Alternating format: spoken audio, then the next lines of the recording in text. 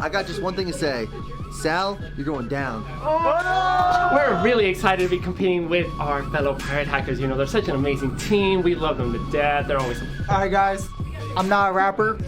SRG, more like SR free!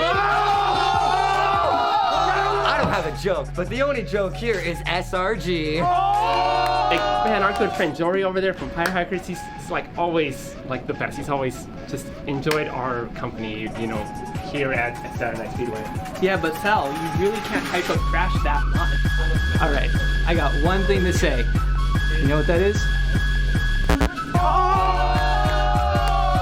Take it down a second. SRG is a very smart team because they use smart students. I really respect pirate hackers as a group because they're just such a group of talented people who are just really good at Mario Kart. Hey, it's PH here. We might have a couch trooper on our team, but the only one that will be slipping in this 6v6 will be SRG. We're going against trash. We dust it off a little bit.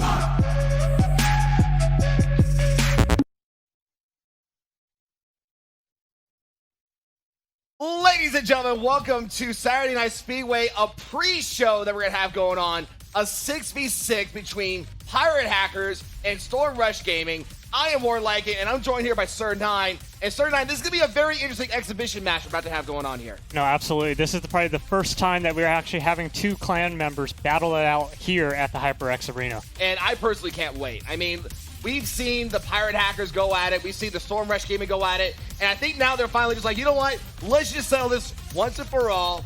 Storm Rush Gaming versus Pirate Hackers. This has been going on for the last 6 months, almost a year. These guys have been fighting it out at Saturday Night Speedway, but let's actually get straight into the action right here. Well, we also have the rules, so let's also bring up the rules. What exactly is going to be going on here? This is going to be a 6-on-6 race. 12 races in total at 150cc like we normally do. The team mode is going to be off, which means friendly fire is going to be set and ready to go. I am going to be like how we normally do. The course selection is going to be the team choice, but if a map is repicked, it is going to be a 20-point penalty to whoever picked that map. Yeah, this isn't your standard free-for-all where you just play for first place. This is actually a team-based competition. Do you think you know Overwatch where it's like a 2-2-2 roll? This is actually more like a 2-3-1. You have two front runners, three mid packs, and one bagger who actually go and try to get as much points as possible for their team. And I think that's really what's going to come down to the most, is that who has that best team synergy to work with? Who has those better front runners to work with? Who can adapt to being a mid packer and who can adapt to being a bagger when the situation comes down to it? Yeah, absolutely. So you have to take it into account that a lot of these team members have to determine where they fit best when we're racing on these tracks. That's true, but it looks like right now we have the Storm Rush Gaming video. So let's bring up that SRG video right now. Something stuck about something about the weather, and I think I brought up Storm.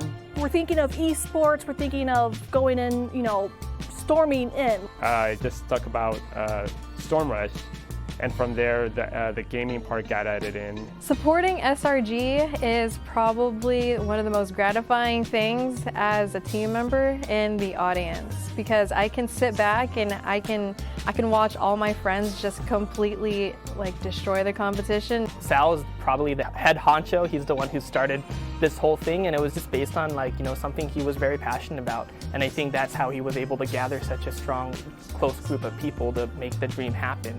Seeing them and how they pop off, it's hype. It's hype from there. We'll bring on the hype and all that fun stuff, and it'll be the same for everything else that we bring in. We're all together in this. We're all together and united in making esports a really big deal.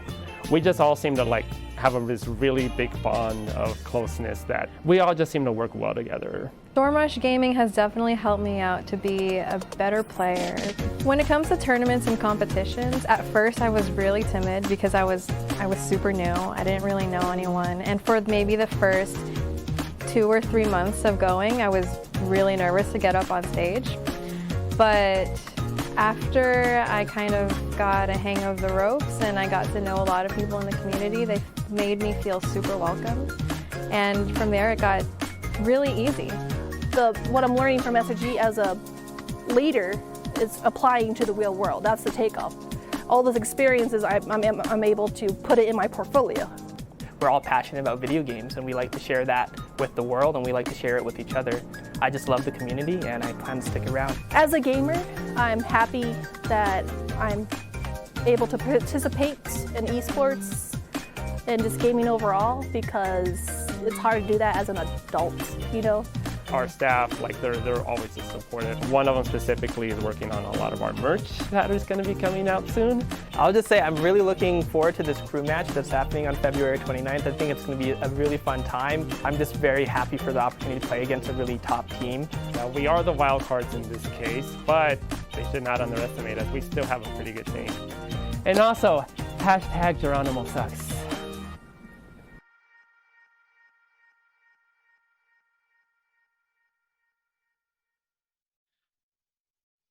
Ladies and gentlemen, welcome to the arena, Storm Rush Gaming!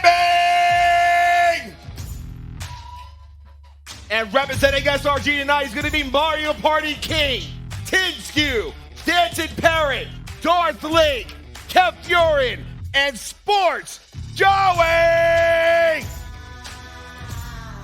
It's great to see these guys in their first time here at the esports arena representing their own clan.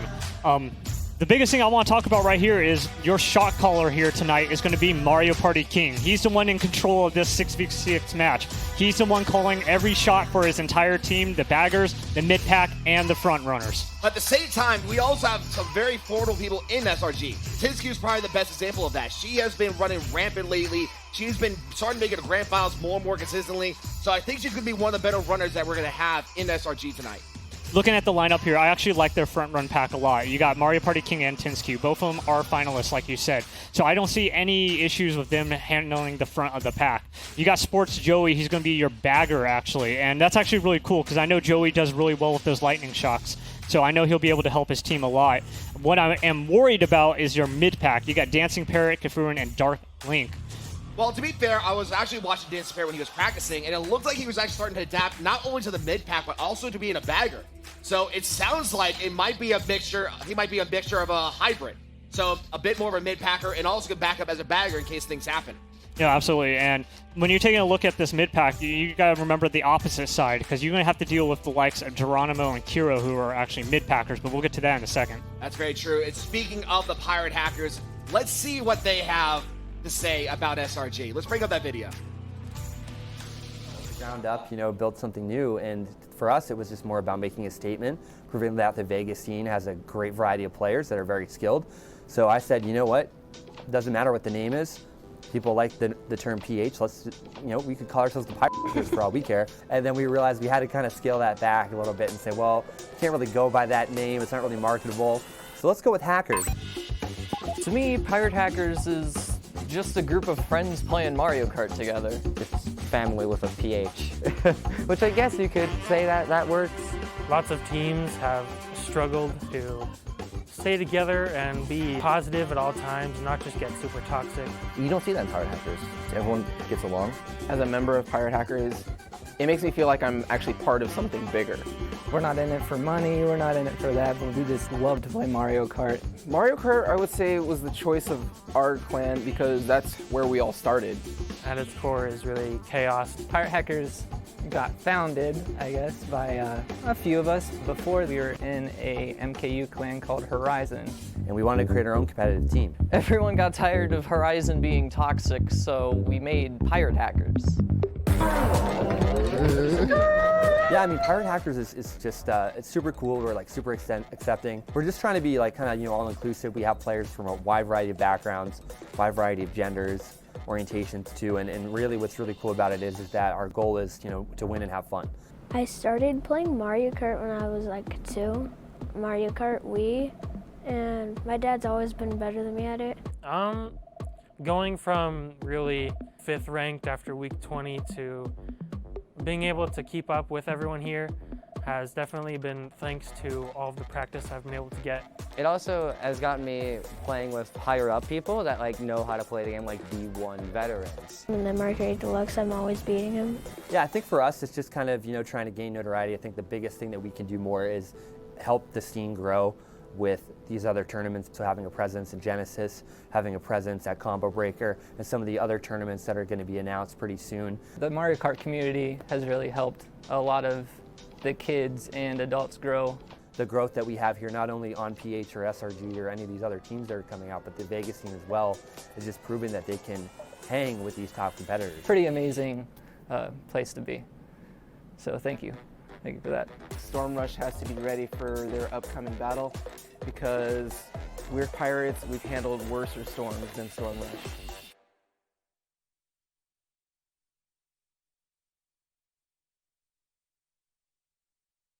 Ladies and gentlemen, welcome to the arena, the Pirate Hackers!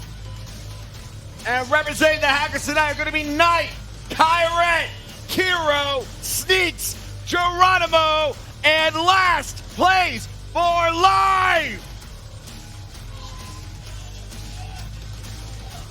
Their Pirate Hackers are talking about storming weathers, but are they going to be able to take the hurricane that is Storm Rush Gaming? I don't know. To be perfectly honest, though, these 6 people are arguably some of the best people that Pirate Hackers do have. Pirate Hackers are at least a good amount of people, and usually those good amount of people are usually the top players that we have. I believe in the top 10 of SNS, almost all of them, if not a majority of them, are Pirate Hackers. And actually, most of these Pirate Hackers were OG Saturday Night Speedway champions as well. They've been playing since almost 2 years ago when this event just started. That's very true. And you mentioned earlier on how we had Mario Party King and Tizzy being the front runners, Joey being a bagger, Parrot being a potential bagger. So break down the Pirate Hackers really quick for us. No, absolutely. So let's talk about Nightcrawler. He is going to be your shot caller for Pirate Hackers. He's going to be the one calling all the shots for all 3 roles, the front runners, the mid pack, and the baggers. But for your front runners for Pirate Hackers, you got Sneaks and Kyrette, 2 of the best players here in Saturday Night Speedway, and I believe some of the highest ranked, being first and second in Saturday Night Speedway. For your mid pack, you got Geronimo, Kiro, and Nightcrawler as well, and your bagger will be last place for life. That makes perfect sense, honestly, because like you mentioned, Sneaks and Kyrette have been the 2 people that have been fighting for SNS championships literally since the start of the whole season back in January. And it's going to be very difficult for Storm Rush to be able to break those 2 up and try to get them away from the front of the pack.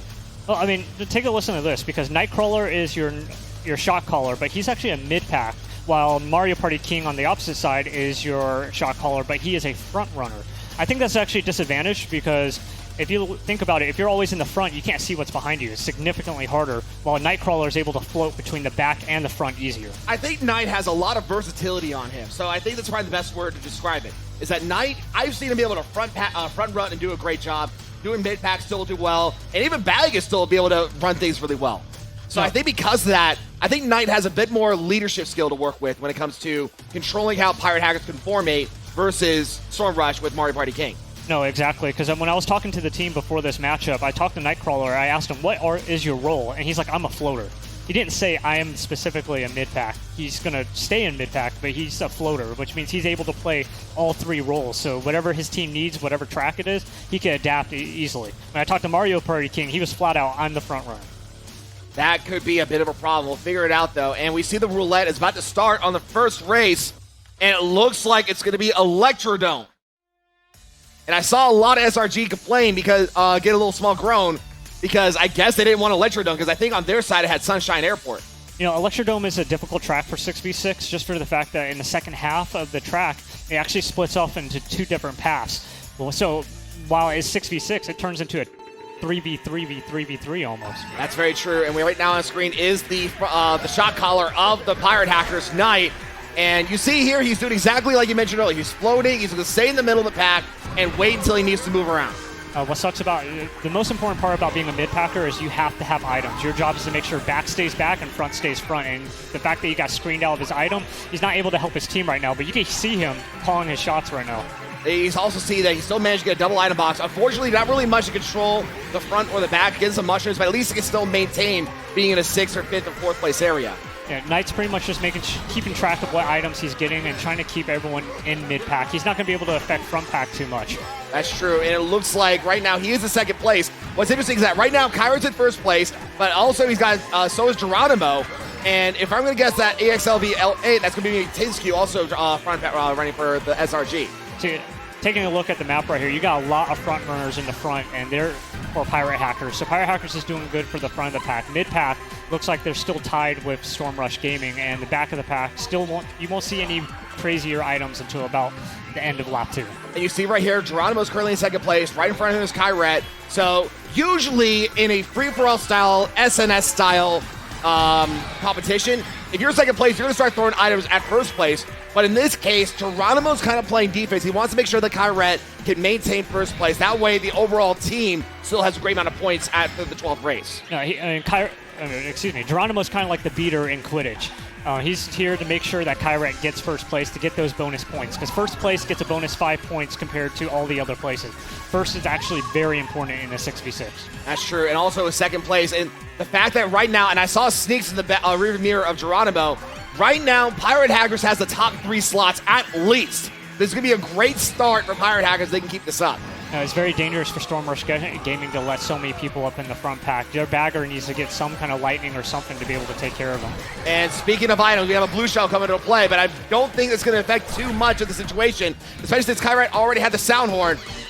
Kyret is getting first place for the Pirate Hackers. Second is going to be Geronimo. Third is going to be Sneaks. That's a rough start for Storm Rush Gaming, and you can hear Pirate Hackers in the background already cheering. But it's only one race out of 12. We still got a long ways to go, and just because if one race had a bad race doesn't mean anything. That's very true, but it's still a great start overall for for Pirate Hackers. Top 3 being all Pirate Hackers, that's going to give them a commanding lead overall when it comes to the long run. Yeah, having that many points right off the bat, it forces Storm Rush Gaming. They are going to have to get top 3 placements in a race as well. But like I said before, it's going to be very hard to break that front run that we mentioned. Sneaks and Kyret alone are already 2 very difficult people to pass up. And then the fact that Geronimo's also protecting them, that's a triple threat right there. You know, Geronimo did a great job being a mid-packer. He saw he had 2 defensive items with a bomb to make sure no one is able to catch up to Kyret. That's true. And you see already they're setting up. If I'm going to go by bird's eye view, I see Hyrule Circuit, and I'm guessing that's Cheeseland. So it's going to be either one or the other as this roulette goes by. And it looks like it's going to be Cheeseland for the second race. Cheeseland for a 6v6 is very different because you want your roles change completely. You don't have as many front runners. Your mid-packers now become baggers. So while, as I said in the start of the show, it's more like a 2-3-1, now all the mid-packers are going to become baggers, and there'll probably be only one mid-packer. And right now you see on screen Mario Party King. He looks like he got last place that last race. Not a good way to start, but he is going to be bagging for this race, along with another bagger, it looks like. I want to say it's maybe Darth Link. So, I mean, Mario Party King said he was going to be the front runner when we first started. You could see after that race that we just had that he completely switched roles and trying to see what they could do to get into a better position. I mean, we'll see what happens, though. Tisku, she was in 4th place, got hit by a red shell. Now it's all the way back in 9th. And, just having some really bad luck with these items right now. It happens. I mean, those green shells like to pop everywhere. And right now, Kate Furian's on screen, 8th place, but has 4 mushrooms to work with. He's going to fire off one right now. Unfortunately, he did get screened out of getting an item. I think he was trying to chain it up. And speaking of chain, he got hit by a chain chomp, but I think instinctively fires off all the mushrooms at one time. Not a good move. That was a lot of misplays back to back to back from chain chomps to multiple mushrooms. He missed a shortcut now, so now he's going to be playing in the back of the pack. That's true. Meanwhile, Kiro's on screen. He's 2nd place. And we see Kyret in 1st place. So right now, and Sneaks in 3rd place, along with Dancer Parrot in 4th place. So right now, Dancer Parrot is got to try to break up this triple threat, which is now Kiro with Sneaks and Kyret. So Dancing Parrot, he needs to find a way to get into 1st place. He's not going to be able to break through 3 different players to get into 1st. And you see here, he did get a mushroom. So he's going to cut past Sneaks. So right now, he's trying to catch past Kiro and let alone Kyret on the last lap. You just got to be careful for Geronimo that's right behind him because Geronimo is a great mid-packer. That's true. You see Sneaks, he's trying to use a shortcut, but apparently got cut off here. And we have another SRG right up here as well. So 2 SRGs in the top 4 is going to be great, but unfortunately the red shell does bring him all the way back to 7th place. Actually, that lightning's great for Dancing Parrot because he got that item right before that lightning shook. And we saw Kyret, unfortunately, did get hit by the blue shell. Still in second place, though, so still a great standing. It's great for now, but remember, this is Cheeseland. Those baggers have a better chance of catching up, and I saw multiple people have mushrooms. That's very true. And unfortunately for Kyret, another item hit with no items to work with. He's going to be stuck by maybe 8th place right now. So that's going to be unfortunate for him as we're getting wrapped up with the second race. Crossing into 8th place for Kyret, that bullet bill really hurt him. But taking a look, the SRG taking 2nd and 3rd place. That's a great way for them to bounce back. Hero getting 1st place, that way the points still help out for Pirate Hackers. But the fact that SRG got 2nd and 3rd place in Cheeseland is going to be helping to balance things out a little bit. You have to remember that 2nd place also gets bonus points. So it's not as much, but they do get bonus points. So the fact that they got 2nd and 3rd almost negates that 1st place run for Pirate Hackers. That's true, but remember, they still got that solid top 3 1st place from Electrodome. So they managed to cancel out the 1st place, but they didn't cancel out the 1st race. If you get what I'm saying. No, I think they made the 2nd race more like a tie instead of a total loss. So they still have a catch-up they have to do, and there's still 10 races to go. That's true, but like I said, the lead is right now still with Pirate Hackers if we're going by an estimation. But SRG has a lot of work to work with, but if they can keep on pulling things off like they just did with Cheeseland, we might actually still have a competition going on here. You know, Storm Rush Gaming, they first started their team back in August 2019, while Pirate Hackers started in April 2019. It's only a 6 months difference. They have pretty much the same amount of experience as Pirate Hackers does. Not even 6 months. April and August, that's only 4 month difference. I mean, just because I'm Asian doesn't mean I'm good at math, man. But You said it, not me. Yeah, it's okay, man. So the Storm Rush Gaming, though, 4 months away, they're doing a great job still. They're holding it. With 2 races in, they're still in contention for this competition. That's very true. I mean, like I said, Pirate Hackers had a great start to work with, but I mean, we still have 10 races left to go. Anything can really happen in these 10 races. You know, anything can happen, but for Pirate Hackers right now, I think they've proven that their lineup is doing really well. I haven't seen them switch roles yet, while Storm Rush Gaming, they already started changing roles for Cheeseland. I think this is what's going to be very interesting here, is that Pirate Hackers, they have these set people with these set roles. Kyret and Sneaks being the front runners, Knight being a mid-packer, Geronimo being a mid-packer. Hero's usually been a bit of a bagger every so often, but he did really good in being a front runner for Cheeseland. However, SRG has versatility. We saw Mario Party King, he went from being a front runner to a bagger. Tinsky is going to be their solid front runner. Link, Joey, everyone else. I can see them actually starting to bounce between different styles. And we have the 3rd race at 12 for this 6v6 going on, and it's going to be Royal Raceway. So Kiro, your mid-packers, actually got pole position here for Royal Raceway, and so he may be switching roles depending what item he gets here. That's true. Right now, we're getting 1st place. It's probably going to be a coin, maybe banana peel or shell. It's going to be banana peel on that one, but he fires it off already.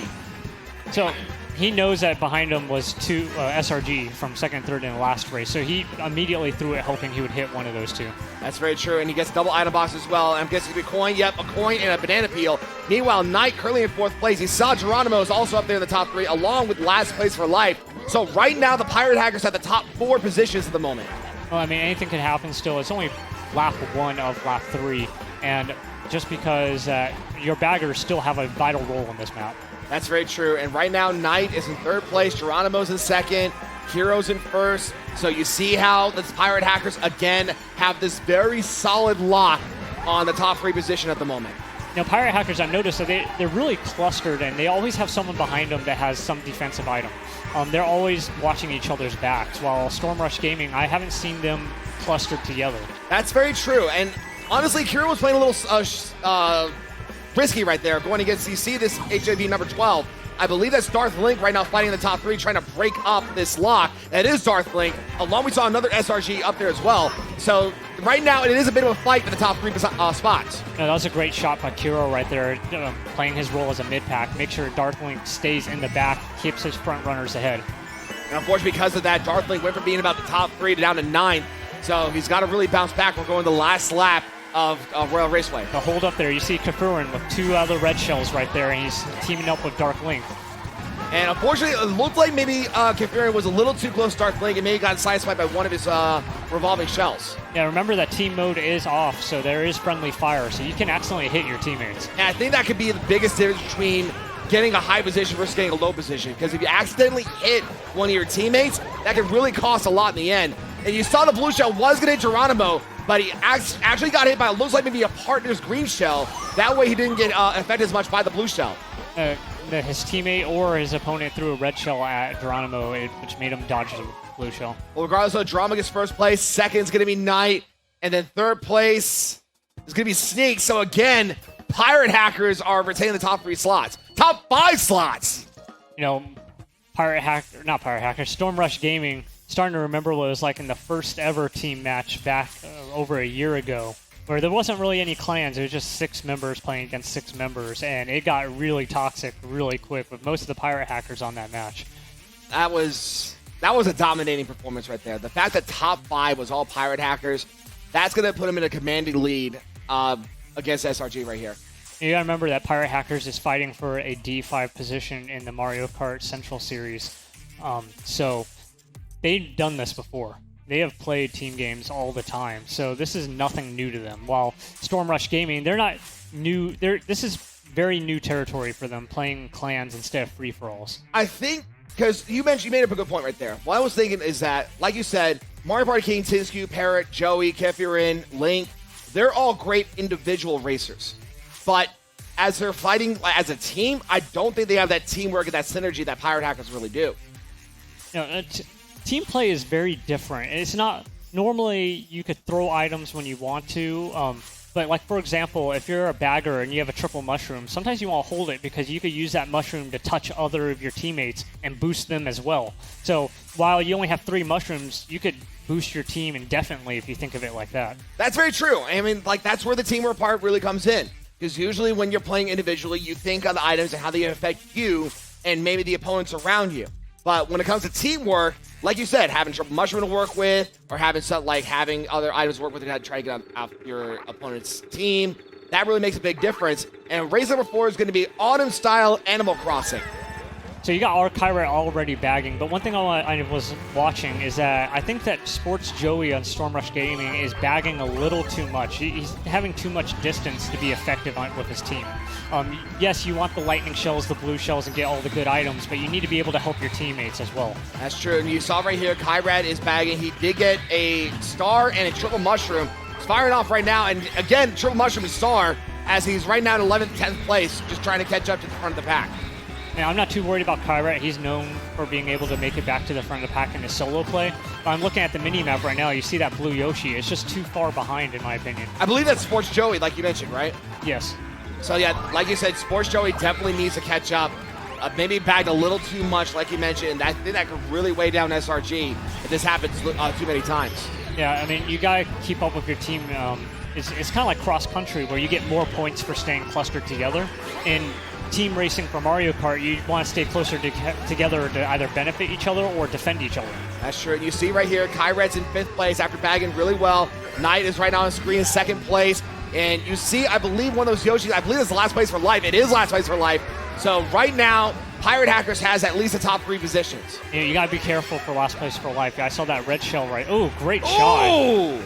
That was nasty! That was a beautiful green shot. But as I was saying, just because you're holding an item and you have a red shell, doesn't mean you get a notification to properly time your defense. That's true. Right now on screen is Kefirin, who's in 3rd place. Unfortunately, did get hit by the sound horn, but he used the mushroom to retain his momentum and still trying to stay in that top 3, top 4 position. I think that was a good play. Yeah, he hit his teammate, but he kept Pirate Hackers off their back, and they were able to keep on moving forward. And you saw, it looked like that Rose Gold Peach was trying to hit Kefirin with the red shell. Unfortunately, did hit the King Boo instead, but Kefirin is getting 3rd place. Another SRG member did get 2nd place, and then 1st place, I believe, was one of the Pirate Hackers. Or no, all 3 were SRG! Wow, that was great play by SRG right there, being able to take the top 3. I think that was Parrot, Kefirin, and Darth Link in the top 3. No, it was just great shots, great plays all around, and you saw, like, they dodged a lot of stuff on that final lap. There was a lot of stuff flying at them, and the fact that they were able to throw, or Kefirin be able to throw that green shell and be able to get that hit, great stuff right there. That was a great showing by SRG. They needed that top 3. Because after Pirate Hackers, they need 2 top 3s, and then getting a 1st place in Cheeseland, that's going to help them balance out a little bit more and play a little more catch-up when it comes to trying to get all these points gathered up in the end. Yeah, so like right now, let's say that Pirate Hackers is a +1 race, meaning they have one full race ahead of them. So as long as Stormrush Gaming could catch up in one race, it's a tie game. That's very true. And we're about to get ready for the 5th race, and it's actually been relatively even, if you ask me. No, I'm really glad that they did well this race because it pretty much keeps... They don't have to make crazy plays to catch up. They don't have to risk as much. One of the things that sucks about free-for-all racing is like once you start falling behind, you have to make plays you don't want to. They don't have to yet. If they see a move that's too risky, they could wait a second. That's very true, and I think that team play can really help out a lot because, like you mentioned, it can help get you going from about 10th place all the way to the mid, maybe to the front of the pack after that. And then for race number 5, we're going to be going to Cheap Beach. This is a scary match for 3v or 6v6 because at the final turn where all the dirt is, it's a very compact track and you can't run away or anything. So your mid-packers could literally block off any kind of entry or exit out of there. That's very true, and we saw Joey. He's going to be bagging right now. Kyret is in the middle of the pack, 8th, 9th place. Unfortunately, gets screened out of items, but he did get a slipstream to help out. No, and Kyret's still doing a double slipstream for Kyret, already moving up to 4th place. That's great for him. And it shows that Kyret knows how, like, where all the races are going to be running, where their usual lines are going to be, and to be able to adapt to it by using slipstreams to try to catch up to the front of the pack. Meanwhile, Sneaks is currently on screen in 1st place. I also like that Sneaks purposely is missing coins to make sure that his teammate behind him, Kyret, is able to get up to 10 coins as well. I mean, to be fair, you see Sneaks already has 10 coins to work with, so he doesn't really need that many coins right now. So it's all the more reason why he can just pass out on all these coins and let his fellow pirate hackers get the coins to work with. Yeah, so like in normal 6v6, if there's an opponent behind you, you take all the coins. But the fact that he's able to know, he has so much map awareness, he knows his teammates behind him, and he's able to take care of that. And you see right here, he fired off the coin and the red and the green shell. Now there's another coin and banana peel. So he still has some great defense to work with. And we also have that rose gold peach. I'm going to see either Nia Geronimo protecting him, at least a pirate hacker as a 3rd lap starting. I'm a little bit worried though, because when he threw that green shell back, he hit a boo. I don't know whose team that was on. He may have just accidentally hit his teammate. I think that was Kyret, because I think there's only one King Boo in this entire race, and we saw earlier that it was Kyret. Yeah, you have to be careful of friendly fire. You always want to call out to your teammate if you're throwing something behind you, because it sucks getting hit. But you see right here, you see this gap is just getting bigger and bigger as more time has passed by, because you see how Sneaks is now currently 1st place. That King Boo that he hit earlier, I believe that's Kyret in 2nd place. This blue shell's coming into play. I think it's going to be a little too late as he's about to pass the finish line. Sneaks is getting 1st place with the Pirate Hackers. There's a lot of stars going on that final turn, but it looks like Pirate Hackers was able to make it out of that scramble. In 2nd place is going to be Knight, also for the Pirate Hackers, and in 3rd place is going to be that Yoshi, which I believe was Mario Party King. Hey, you know, Mario Party King is a front runner, so the fact that he's able to keep up and take a 3rd place position is great. That's a great job by Mario Party King. He's still keeping him alive, but the fact that Pirate Hackers got both 1st and 2nd place, that's just making the battle even more uphill for the SRG. It's a rough uphill battle for Stormrush Gaming. They're probably feeling like a Columbus cloud instead of a hurricane right now. There you go, some Science Class 101 I still remember there. A little bit of weather. A little weather. A little under the weather. Well, that's me, actually. I'm sorry to hear, man. But no, Stormrush Gaming, they got to communicate a little bit more. They need to know where they are and be able to team up and take up. Their front runners need to pick it up a little bit. Very true. And like you said, that communication can be really key. At the same time, though, Pirate Hackers also had a bit of a faux pas. As we saw earlier, Sneaks throwing that green shell backwards, accidentally hitting the King Boo, which was Kyret. So a bit of an accidental friendly fire right there as well. I don't expect these kinds of misplays from Pirate Hackers, but when it comes to team play, when you're in the heat of the moment, it's hard to talk to 6 different racers during this. That's very true. And that was weird. I heard a lot of complaining. I don't know why. So I am willing to play a $5 bet that it's a rerun of a track that we've already seen, maybe, or Baby Park. Oh, I hope it's Baby Park. No, it's probably Excite Bike. Oh, Baby Park Senior? Yeah. No, I mean, no one, everyone moans about Baby Park, but that was a little. I love Baby Park. That's a little minor moan. That was just, well, that's okay. That was a minor complaint. Excuse me. And you know what? To be fair, ever since I started doing the whole Baby Park screen, anytime Baby Park pops up before I see it, they scream Baby Park. That way, they like cue me to scream Baby Park. You love your Baby Park. Did you see that YouTube video where Mancolor allowed all of the Bowser shells to be thrown without disappearing? I did see that. I think it is stupid, but I think it's stupid in all the best ways possible. Like the fact that he couldn't even finish a lap without getting knocked back. Great video. And it looks like for race number 6, the halfway point, we are going to Ribbon Road. This is also another bit of a bagger's track, if I recall. Yeah, because there's a lot of shortcuts in the final half of the track and the final big shortcut on the final turn. So baggers have an advantage on this track. And right now on screen, though, is Tinsku, are one of the big front runners of SRG, trying to get past this front of the pack. And right now in 6th place, though. No, I mean, I'm going to keep on calling it out, man. Joey's so far behind every time. At least, yeah, those are points that, at this point, Storm Rush Gaming needs every point they could get because we're starting to run out of races. That's very true. And like you said, the more Joey bags too much in the back, the more points they're going to cost SRG in the end. And Tinsku, she was going to try to get the shortcut. Unfortunately, gets hit by a green shell by that Link, so I had to fire off her second mushroom just to get past that shortcut as second lap comes by and she's in 8th place. Well, 1st place is pretty far ahead, so right now they're still getting baggers items, which is pretty much mushrooms and such, so they'll be able to catch up. That's very true, and you see Tinsku, she had a slipstream, but it hit the dirt, so to speak, and is right now still stuck in this mid-pack scenario. And I noticed that Tinsku's not taking any of these shortcuts to catch up, but as you can see here with the current score right now, PH way ahead with 237, while SRG 174. That is a difference. Let me think about math. I'm not great at math, but it looks like a difference of, 60 points almost, 60, 70. Yeah, I would say 60 or 70 points. So Tinsku and the rest of the SRG need a dominant top 3 and a top 5 position just to have a chance to catch up to the Pirate Hackers. I think right now they need to focus on the front of their pack. They need to take away as many of those bonus points away from the front of the pack. Because that's what Pirate and Sneaks have been doing. They're just racking up points for their team. That's very true. I did the math real quickly. It looks like it's difference about 61 points right now. That's a lot of points when it comes to this. It's really hard to catch up from that many. And you see right now, the last we're at the return the final corner of this here. Tinsku is about sitting about 4th place, and you see this Rose Gold Peach is trying to get past her. And a good green shell throw, but she still gets 4th place. It looks like it was all Pirate Hackers for the top 3. That's a lot of Pirate Hackers for the front. So that 60-point lead just turned into a 70, 80-point lead.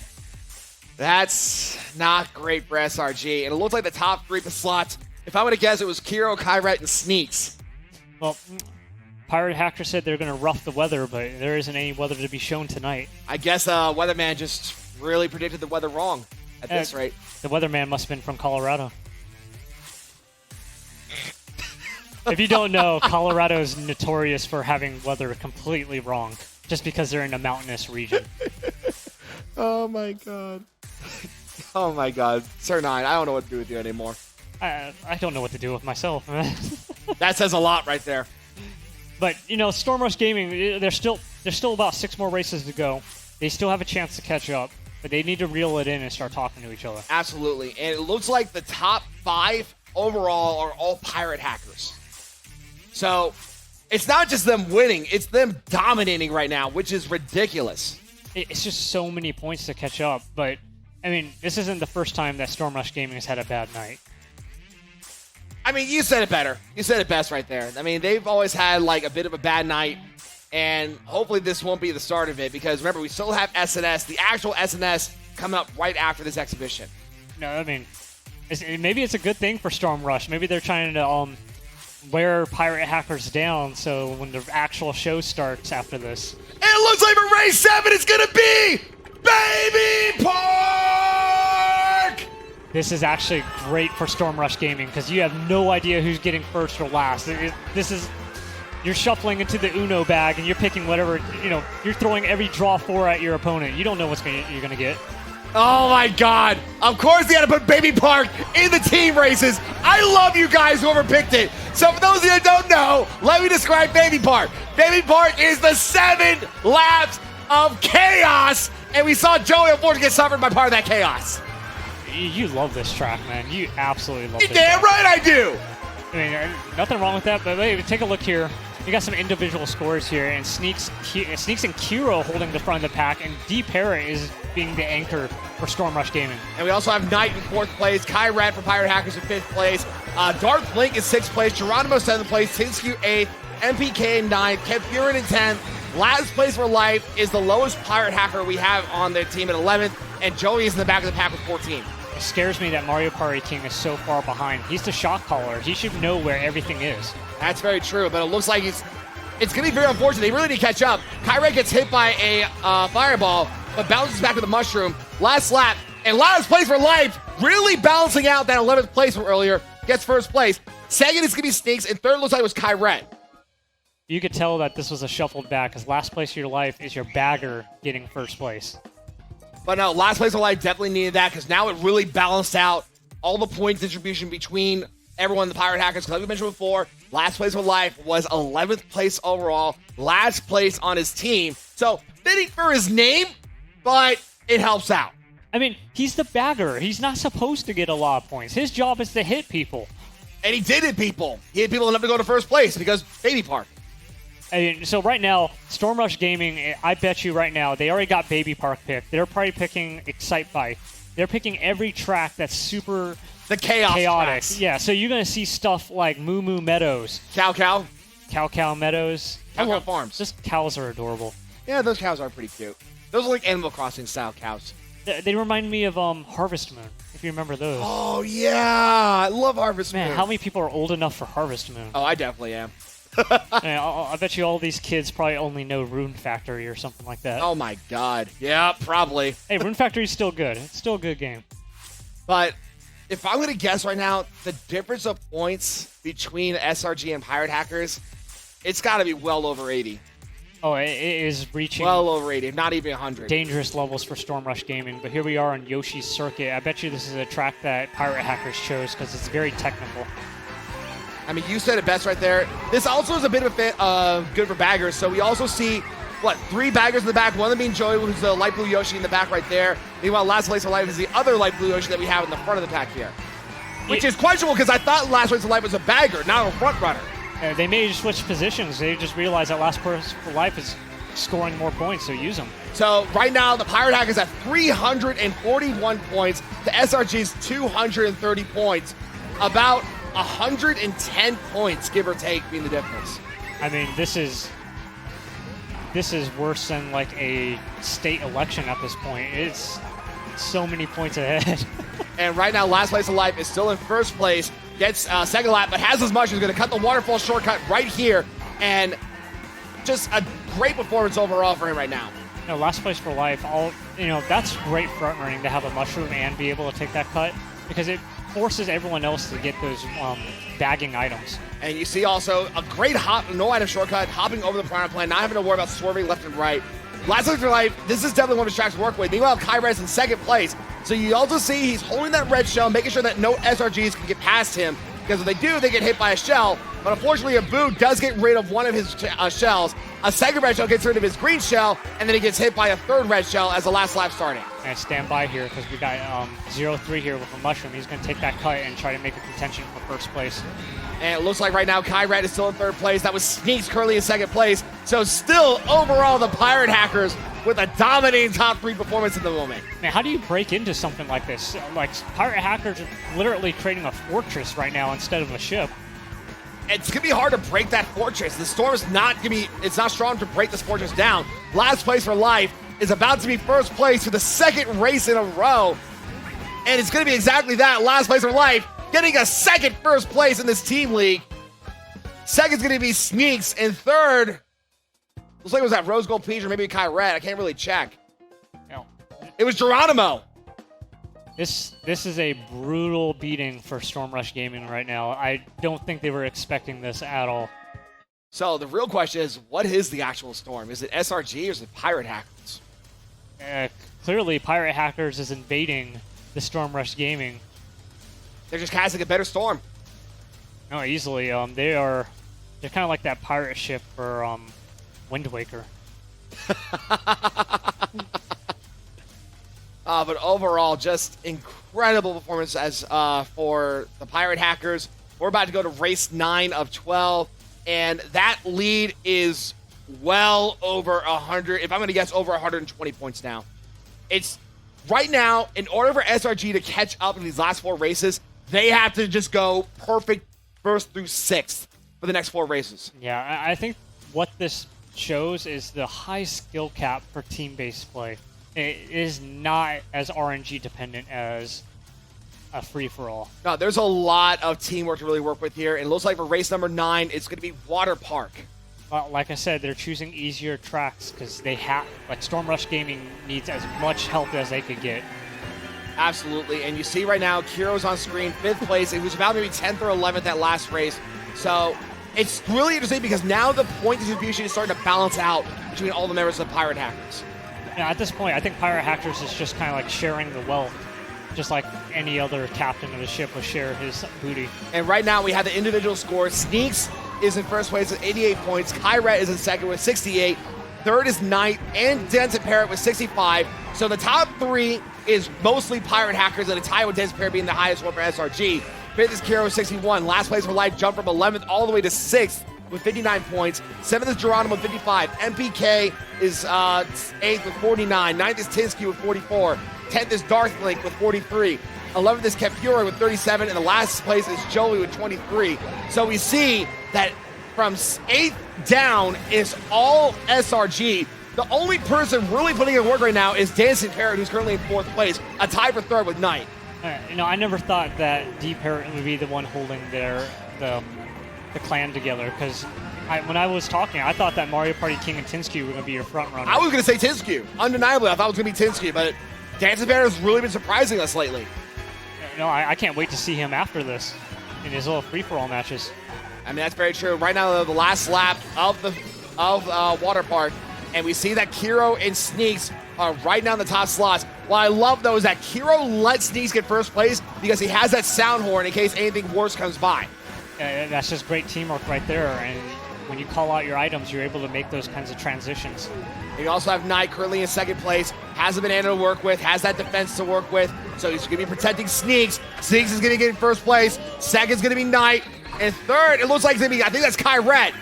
Yep, so 1st is going to be Sneaks, 2nd is Knight, 2nd is Kyret, 3rd is Knight. So the Pirate Hackers are getting the top slots again. And 4th was Kiro. Brutal right there. And the fact that Pirate Hackers literally, I almost took, I believe, all top 6 right there, forcing Storm Rush Gaming to take a total loss right there. At this rate, the Pirate Hackers won. I think I hate to be blunt like that, but look at how much they have the top 4 positions at least at Water Park. It's rough. I mean, you're playing against, Pirate Hackers is no team to joke about. They've been doing this for a long time, and whether it's individual play back in SNS 1 in 2018 to literally team matches going on today. I mean, that's very true. And you also see the roulette. It's going to be either Neo Bowser City or Yoshi Valley. But at the same time, though, there's a reason why when it comes to grand finals, we usually see Pirate Hackers winning it in the top 3, or just straight being overall nothing but Pirate Hackers, because they are able to back up their word when it comes to how good of caliber racers they are. I think their communication is probably one of the best things here. You could tell when the players are shuffling around based on the items they're getting. And right now on screen is Mario Party King, who was about 11th, 10th place. Right now, they just want to make sure this gap is going to be as far and dominating as it currently is, because this is insane on how big of a gap that Hackers have over SRG. Yeah, I mean, a point distribution this wide, there's not much coming back from it. Not really. And right now we see MPK. He is going to be bagging now, changing up his style. And in Neo Bowser City, this isn't really a bagger's track. This is a very chaotic track to work when it comes to bagging. Baggers, it normally depends what items you get. Bullet bills tend to do really well on this track. Right. But if you don't get a bullet bill, then it ain't going to work very well for you. Yeah, I mean, I haven't seen a lot of lightnings in this matchup exhibition, so... That's very true now that you mentioned that. I haven't seen that many shocks coming off this entire team event. It's been a very clean race overall. Well, watch, it's all going to change up as we're going to the free-for-alls. And we saw Knight. He fired the grease jump, but the grease jump literally ricocheted and hit himself. No, I mean, Knight experiencing what it's like to be a Geronimo, as well as Mario Party King. Right now on screen is Mario Party King, who had triple shroom and a bullet bill. We'll see that in play later. Dancing Parrot, who has been the highest point scorer for SRG, currently in 8th place, needs to really get back to that front of the pack, though. Dancing Parrot taking some wide turns right there. I think that's another thing too, is that Pirate Hackers' lines are very clean compared to Storm Rush Gaming, which they're very new to having these clean kind of lines. That's true, but you see Dancing Parrot, he has the blue shell, so it looks like last place for life is going to be in the front. No, it's not last place. It's going to be Kyret, who is currently in the front of the pack, but he does have the sound horn, so that just made the entire blue shell moot. As you see here, Kyret's in first place. Second, I'm guessing maybe Sneaks is right behind him, protecting Kyret. Never. Oh! So Sneaks was a bit of a. That was a bit dirty for his teammate, but it doesn't really matter too much. So first was going to be Sneaks, second was Kyret, third was last place for life. They knew they were so far ahead, it doesn't matter who they hit, you know. Shoot your teammate, sure, it's okay in this game. I mean, especially since we knew the top three were all Pirate Hackers. There was a dominating, there was a big gap between second and third place. So I'm pretty sure they were like, I'm pretty sure Sneaks was like, you know what? Forget you, Kyret. I want first place. Hey, you might as well. I mean, they already got the first place. Now they're playing against each other. At this rate, yeah. I mean, we have 2 races left, and like I said, that gap, it's over pretty much, if to be brutally honest. You know, right now, Storm Rush Gaming is doing whatever they can to keep their pride competing against Pirate Hackers. But it sounds like they just want to have fun, make it casual. But I don't know. I mean, Pirate Hackers really came here to win. It sounds like SRG just came here to have fun. You know, this is what's great about the Mario Party community. It's not always about first place. It's not always about rankings. That's why we're having this match right now. I mean, if we're playing for first, I mean, stay tuned. You'll see that. But right now, this is just an exhibition. We're just having fun. That's very true. I mean, we're about to get started about SRG in the next, hopefully next 20 minutes or so. And we are about to start with race number 11 of 12. And it's going to be Excite Bike Arena, a.k.a. Baby Park Senior. I actually like this version of Baby Park more. There's actually a lot more skill in this track than most people realize. For example, every time you trick actually determines how far you go ahead or how fast you go. You actually want to trick as early as possible on every ramp, and when there's like 20 tricks in a lap, you can literally gain seconds or lose seconds just off of that technique. That's very true. And right now on screen is Tinsky, and we see she's hopping about a little early, which is good because at least she's not in the air too much. It won't cause her to fall too badly. But she did get hit by a couple items, so now she is about 8th place. Yeah, so for those who are watching at home, the longer you are on the ground, the more you get the gain of that boost, the top speed and acceleration. Exactly. And right now Kyret is in 8th place, but he can really bounce back really quickly. Kyret's known to bounce back from being in the last place to the top slot by the last lap anyway. Yeah, I mean, Kyret's, he knows how to get from mid-pack to front pack. He's done it all the time. That's true. You saw Tinsky firing off that green shell at Kero, who was at Metal Mario, who just got hit. So right now it looks like Tinsky and who was that Big Mario, which I believe is going to be Darth Blink or maybe Dancing Parrot or Joey, are right now trying to fight for the top speed slots. You know, at this point, if you're so far behind, I would start going, I would have your whole team bag and just start hitting people. I mean, to be fair, that would work too. And you see right now, Knight's in 5th place, had the Crazy 8 to work with. So if you notice, like there, Knight went on the side instead of going on the main road. Like I said, you gain more speed on the ground than you do in the air. And that was a smart move also, because especially since he had the star, he stayed in the center of the pack. That way his turns can be as tight as possible. That way he can also overpass a couple people as well doing that. Yeah, I mean, no, great play from Knight, and that's why he's one of the best players on the team. And that's why he's one of the captains as well. That's why he's calling all the shots. And right now, Knight is in 3rd place. That 2nd place is going to be, if I'm going to guess, maybe Kyret. It is Kyret currently in 2nd place. And the 1st place sounds like it's going to be last place for Light. Okay, Lightning comes out from the Storm Rush Gaming, and looks like no items for the first 3 for Pirate Hackers. And it looks like Kyret's getting 2nd place. It looks like Knight got swallowed up in that pack. So I'm not sure exactly who got 3rd place. 2nd was Kyret. First, it looked like it was last place for Life. I think it was last place for Life. And then 3rd was Kiro. I mean, yeah, Pirate Hackers just rolling away with it every single race. You know, I thought, honestly, that SRG may have had a chance after we saw them getting a top 3 a couple times.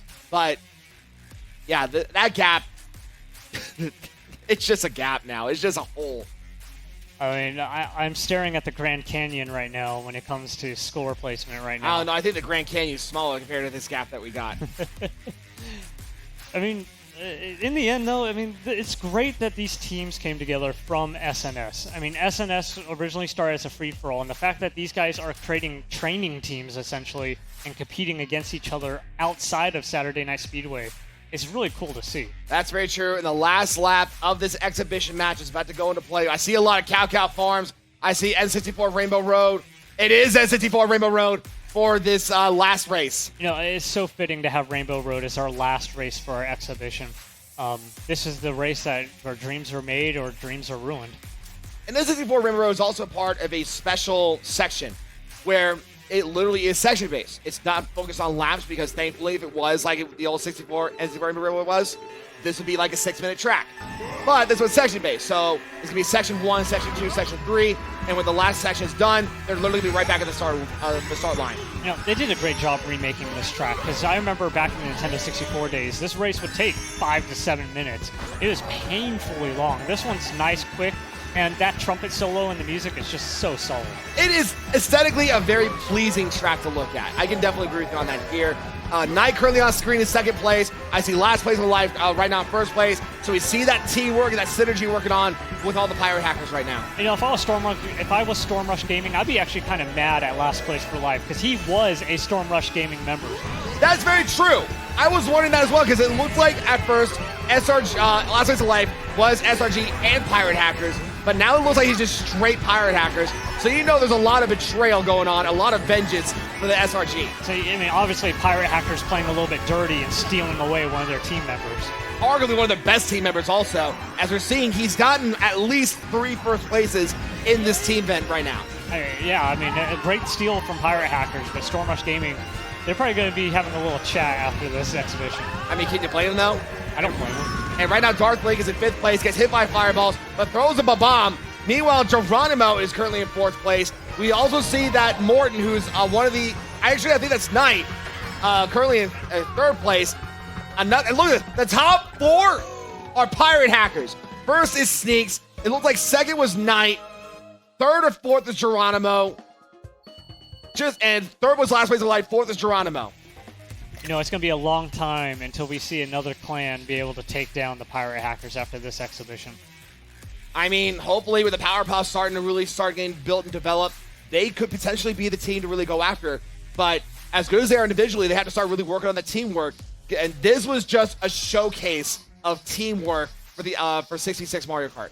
Yeah, I think that Storm Rush Gaming, and now that there's a new Powerpuff Girls, they're going to be able to play. There's more teams that are able to play against each other, so they'll be able to raise their skill cap and be able to fight against pirate hackers in the future. That's very true, and as we saw here, pirate hackers did win this exhibition, so congrats goes to the pirate hackers for this exhibition match.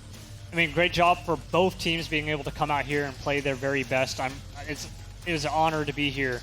And stay tuned, though, because this is only the start of Saturday Night Speedway. That's exactly right, because, like you said, this was just a small exhibition, a good way to start tonight. Because in about maybe 15, 20 minutes, we'll take a quick commercial break. We're going to reset everything, and we're going to get started with the actual SNS, SNS 57. Yeah, I mean, Saturday Night Speedway, the actual show that's starting soon is the real deal. This is where everyone plays for glory. There is no teams. There is no friendships. You're there to ruin friendships. Exactly. And this also adds in all the people who aren't in their teams. These are also adding people who either A, are not in Pirate Hackers or SRG, 2, or B, people who are in Pirate Hackers or SRG that didn't get a chance to play, or they're just here to really mess up for things up right here. Here are the overall scores. So first was Sneaks with 134 points. Second was Kyra with 112. Third was Last Place of Life with 101. Fourth was Knight with 98. Fifth was Kiro with 89. Sixth was Geronimo, 84. The top 6 were all pirate hackers. Yeah, I mean, Storm Rush Gaming couldn't even break into any of those team members. D. Parrott was holding the anchor. By the end, he couldn't help out. And we saw 7th, 8th, 9th, 10th, 11th, 12th. It was all Storm Rush. Just an incredible performance. And we see the overall score. It was Pirate Hackers with 618 points, with SRG getting 375. I don't know. I'm not good at math, but that's a big difference of points right there. That's about maybe 250 points if I were to guess. I mean, for only 12 races, that's a lot of points to be able to spread out or take away from Storm Rush Gaming. And it's not like a win or lose, like I automatically take 15. I mean, every race, your opponent is gaining points as well, just not as much. That's very true. And that was just, in one word, dominating. That was just a dominating performance by Pirate Hackers. It shows why they are so good at this game, why they are trying to get into the pro circuits of Mario Kart. And if they can keep up this teamwork performance like they just did, who knows what can happen to them in the future. Yeah, I mean, literally, Pirate Hackers showing what it's like to pillage a village. I mean, it's fair for their name to say the very least. And we are about to get started with SNS right after a quick commercial break. So thank you for joining us for this little pre-show that we had going on between Pirate Hackers and Storm Rush Gaming. So for Sir 9, I'm War Leggett. We'll be right back with SNS very, very soon.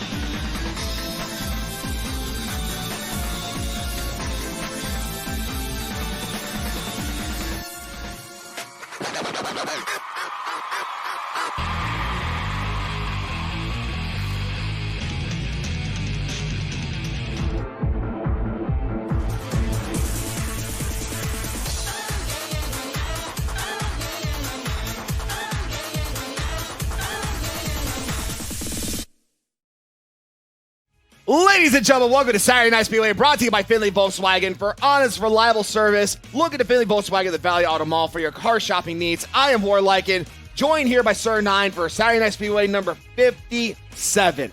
Yeah, I mean, this is the main event. This is where dreams are made, and this is where people prove that they are the best Mario Kart player. And, oh, go ahead. Yeah, I mean, this is no longer team-based. This is a free-for-all. It's all or nothing. And this is going to be a big one, because right now we have 71 people. We're now getting started with the first qualifier. And we see I have Kyret on screen, and we are at tick-tock clock. This is great because, you know, just in that team match, he had Kyret being defended by his pirate hacker crew. That's not allowed here anymore. He's got to watch for his own back. And that's going to be a bit of a problem for him if he has a lot of people going against him. So let's list down exactly who we have here. We have Kyret, we have Ronin, representing the Powerpuffs is Heidi Sprite, Cuban Boy 67, Supremo, Free Name, Dancing Parent, Vanny951, Josiah 58, Mr. Wolf Foundation, Kyo, and Nihoy Mihoy. You know, we have a lot of new people here facing off against our #1 ranked player, Kyret. This is going to be a very difficult and a very rough walk for these new people going against the #1 player here.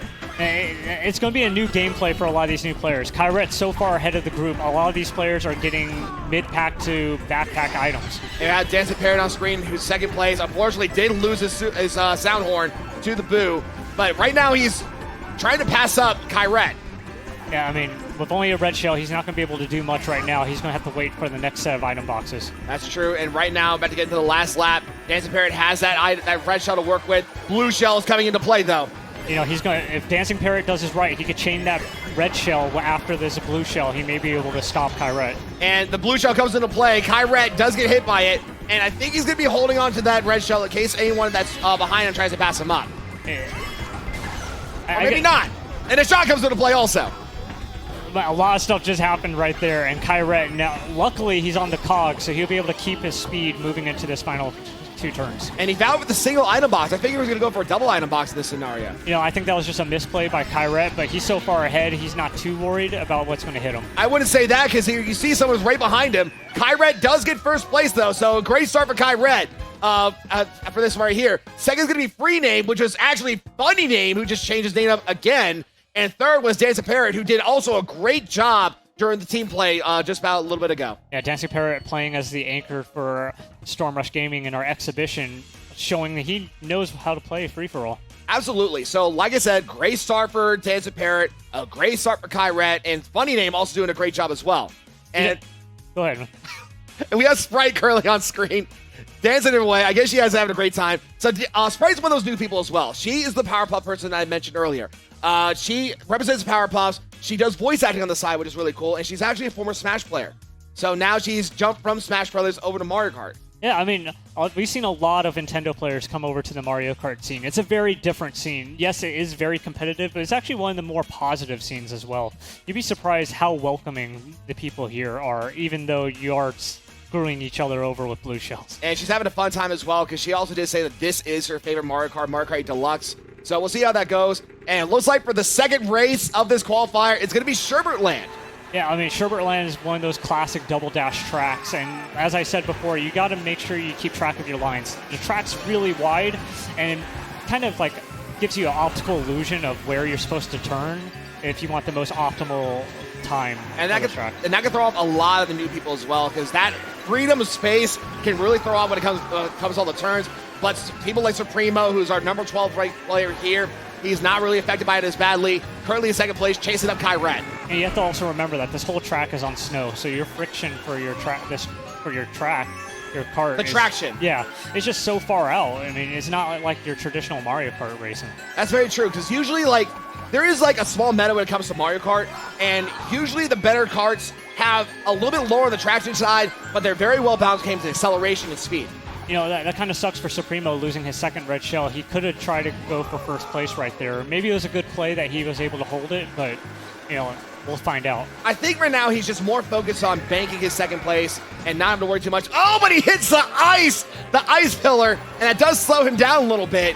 But he's still retaining that second place slot. He has the red shell to work with and a mushroom now. Like I said, that traction messes up all the players. You always slide into things you don't want to. You're flying off too wide. It happens. And we had that bullet bill. We have stars coming to play. Supremo, it seems like there's going to be a lot of stuff just starting to slowly crawl up to him. So he's got to be very careful as we're going to this last lap here. He needs to be very careful because look at that lead that first place had. I mean, all those players behind him getting bullet bill stars. I mean, he's got to be really careful. And we see here that Kyret has only a coin to work with, but he has the 10 coin max to work with, so his top speed's already up. Dancing Parrots right now fighting with Supremo to try to get that second place slot. Blue Shell is going to come into play though. You know, Dancing Parrot got a stroke of good luck right there. He has a boo and a bullet bill. At third place! Yeah, so, I mean, he's not going to get hit by any lightning at this point. He's just going to go for at least second, probably. This should at least surefire him third place, if not second. I think it fired up right at the right time because he should be right at the finish line as this happens. First place is going to be Kyret. Second is going to be Dancing Parrot. And then third, if I'm guessing, is maybe going to be Supremo. You know, like I said, great stroke of luck for Dancing Parrot. If you have 2 invincibility items on your, the second half of the final lap, you're set. Nothing's going to hit you. That's very true. And Kyret getting back-to-back first places, just taking over right where he left off from the team event. If he gives this up, this could be a back-to-back perfect run night for him. You know, Kyret's known for getting these perfect back-to-backs or just perfect runs in qualifiers. We have a lot of new players. I mean, this is their first time racing on the stage. It's very different compared to playing at home with your friends. That's very true. But at the same time, you got to be very careful because those new players could also be a wow factor. Emphasis on wow, like Sprite, who's been dancing in between every race so far.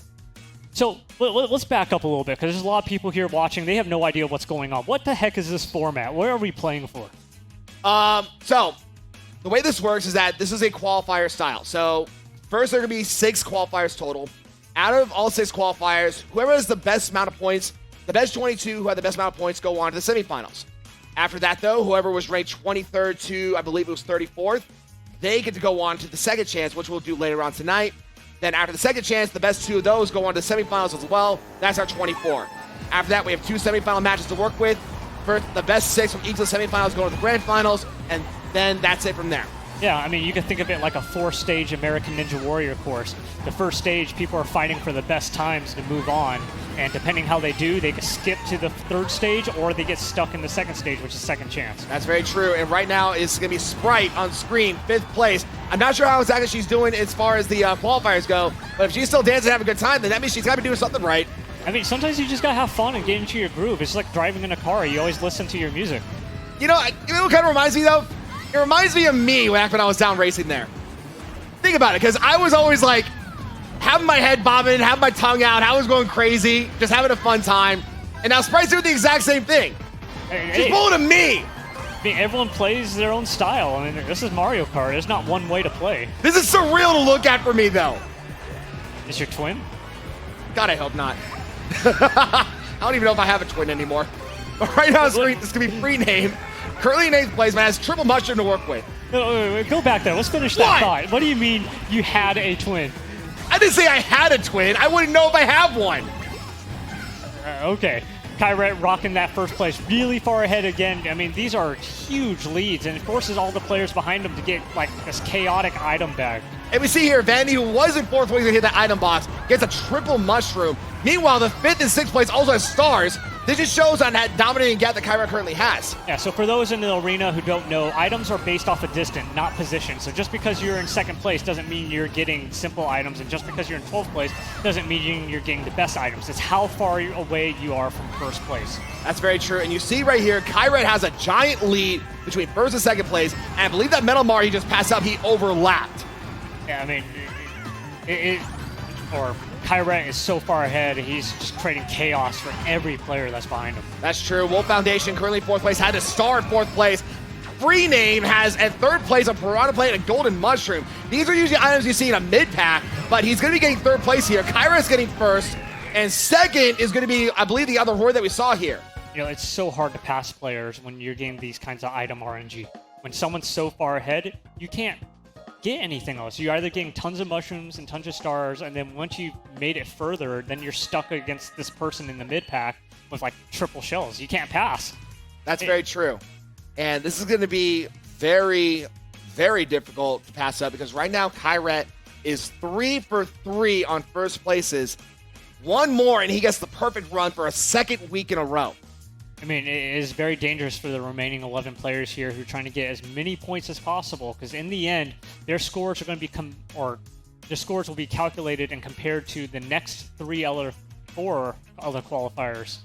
That's very true. And that point distribution that we usually talk about, that's going to be basically just hogged up to Kyrat because of getting the 60 points. And if I were to guess, it's going to be Supremo, funny name, or I guess it's called himself free name, and maybe Vanny and Desert Parrot are really fighting for the top 2nd through 4th.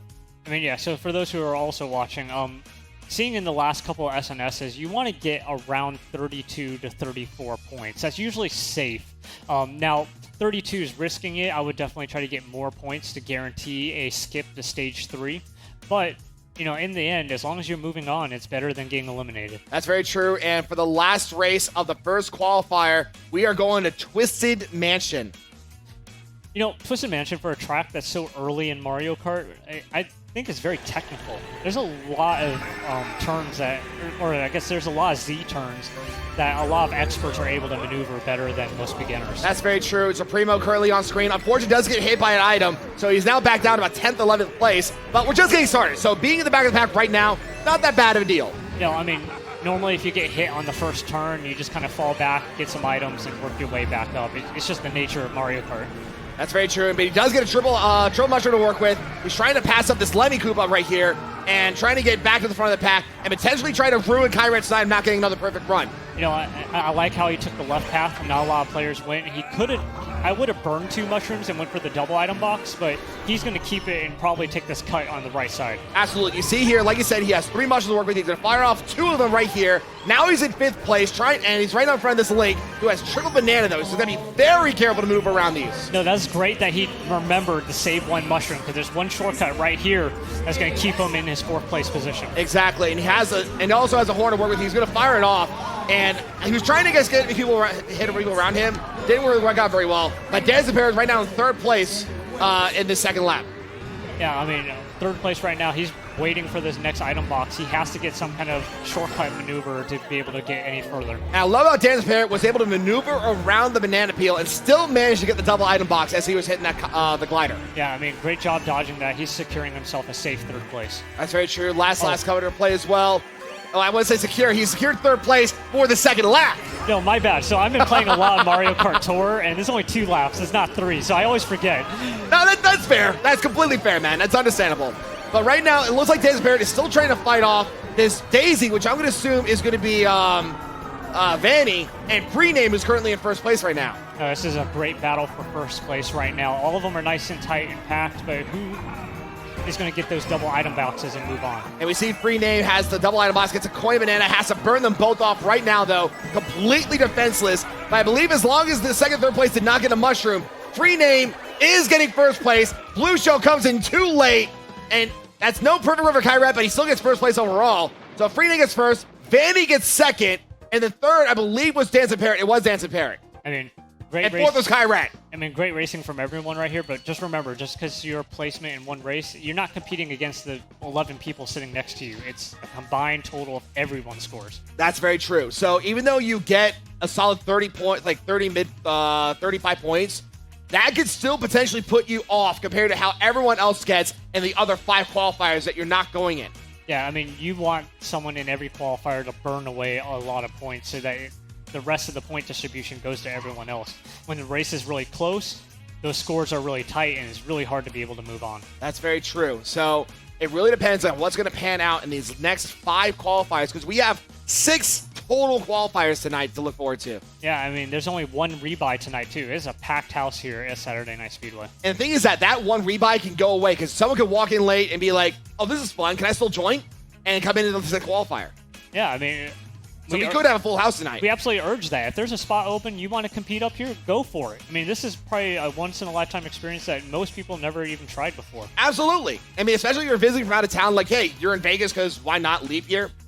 Then just come in and play some Mario Kart. Yeah, I mean, we've had so many birthday parties here at HyperX that I remember, like, the first SNS, they had a whole crew of the birthday party coming in, and seeing that birthday party kid actually get 1st place, it was actually a really inspiring moment. See, I wasn't there for that, so it sounded like it'd be a great moment to have. And we have right now the scores from the first qualifier. First was Kyrat with 54 points. 2nd was Prename with 44 points. A tie for 3rd between Vanny and Dancing Parrot with 36 points.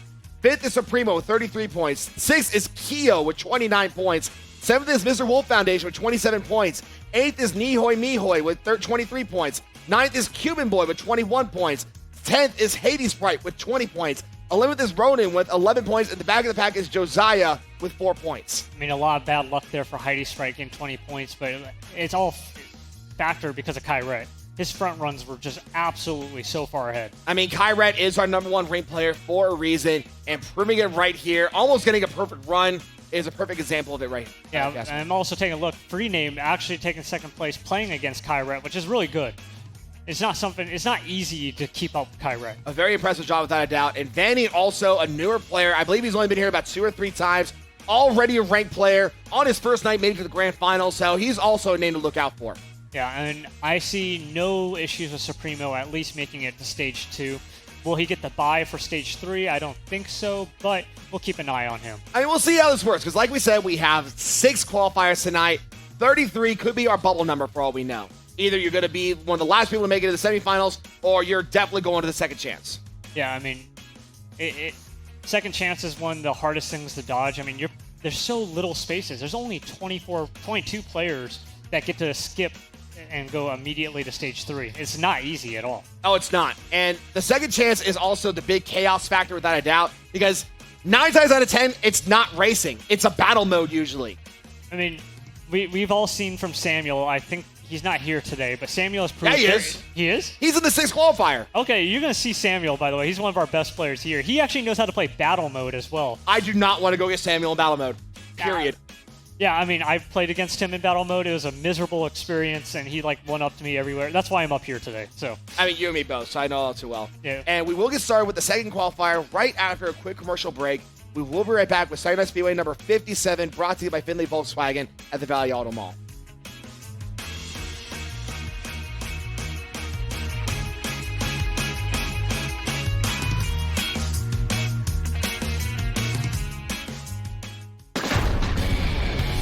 Gil-Martin, anchor of the World Poker Tour. I've been living in the United States for many years now, but I'm not an American citizen, so I don't have the privilege to vote. And that's exactly what it is, a privilege. You have the power to have your say, so please don't take it for granted. If you're not in the hand, you can't win it. Register today at gamers.vote.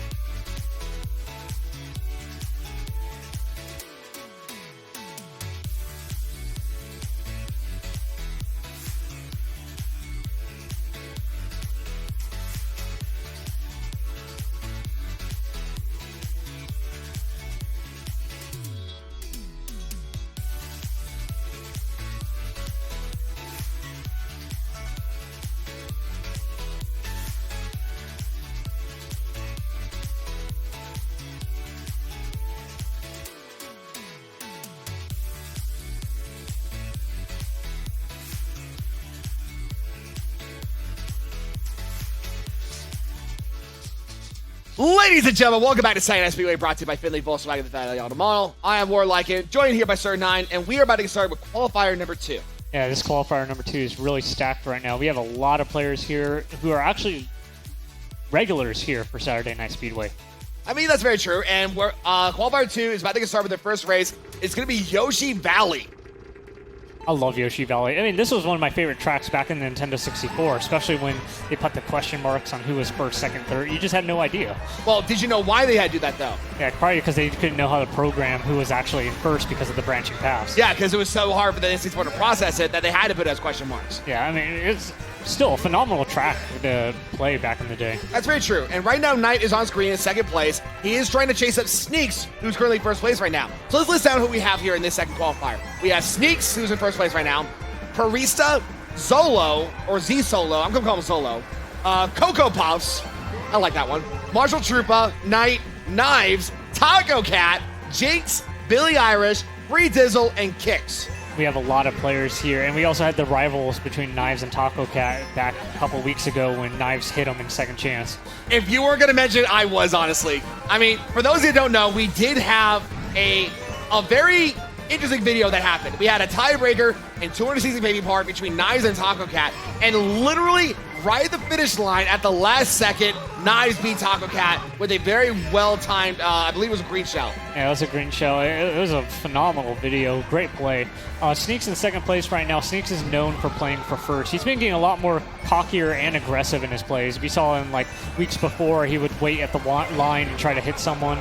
So Sneaks will play a little bit more aggressive in these qualifiers. Though to be fair, you get cocky if you can back it up. And we saw what happened with the team event that we had earlier tonight, where he was the highest ranked player overall for the team event.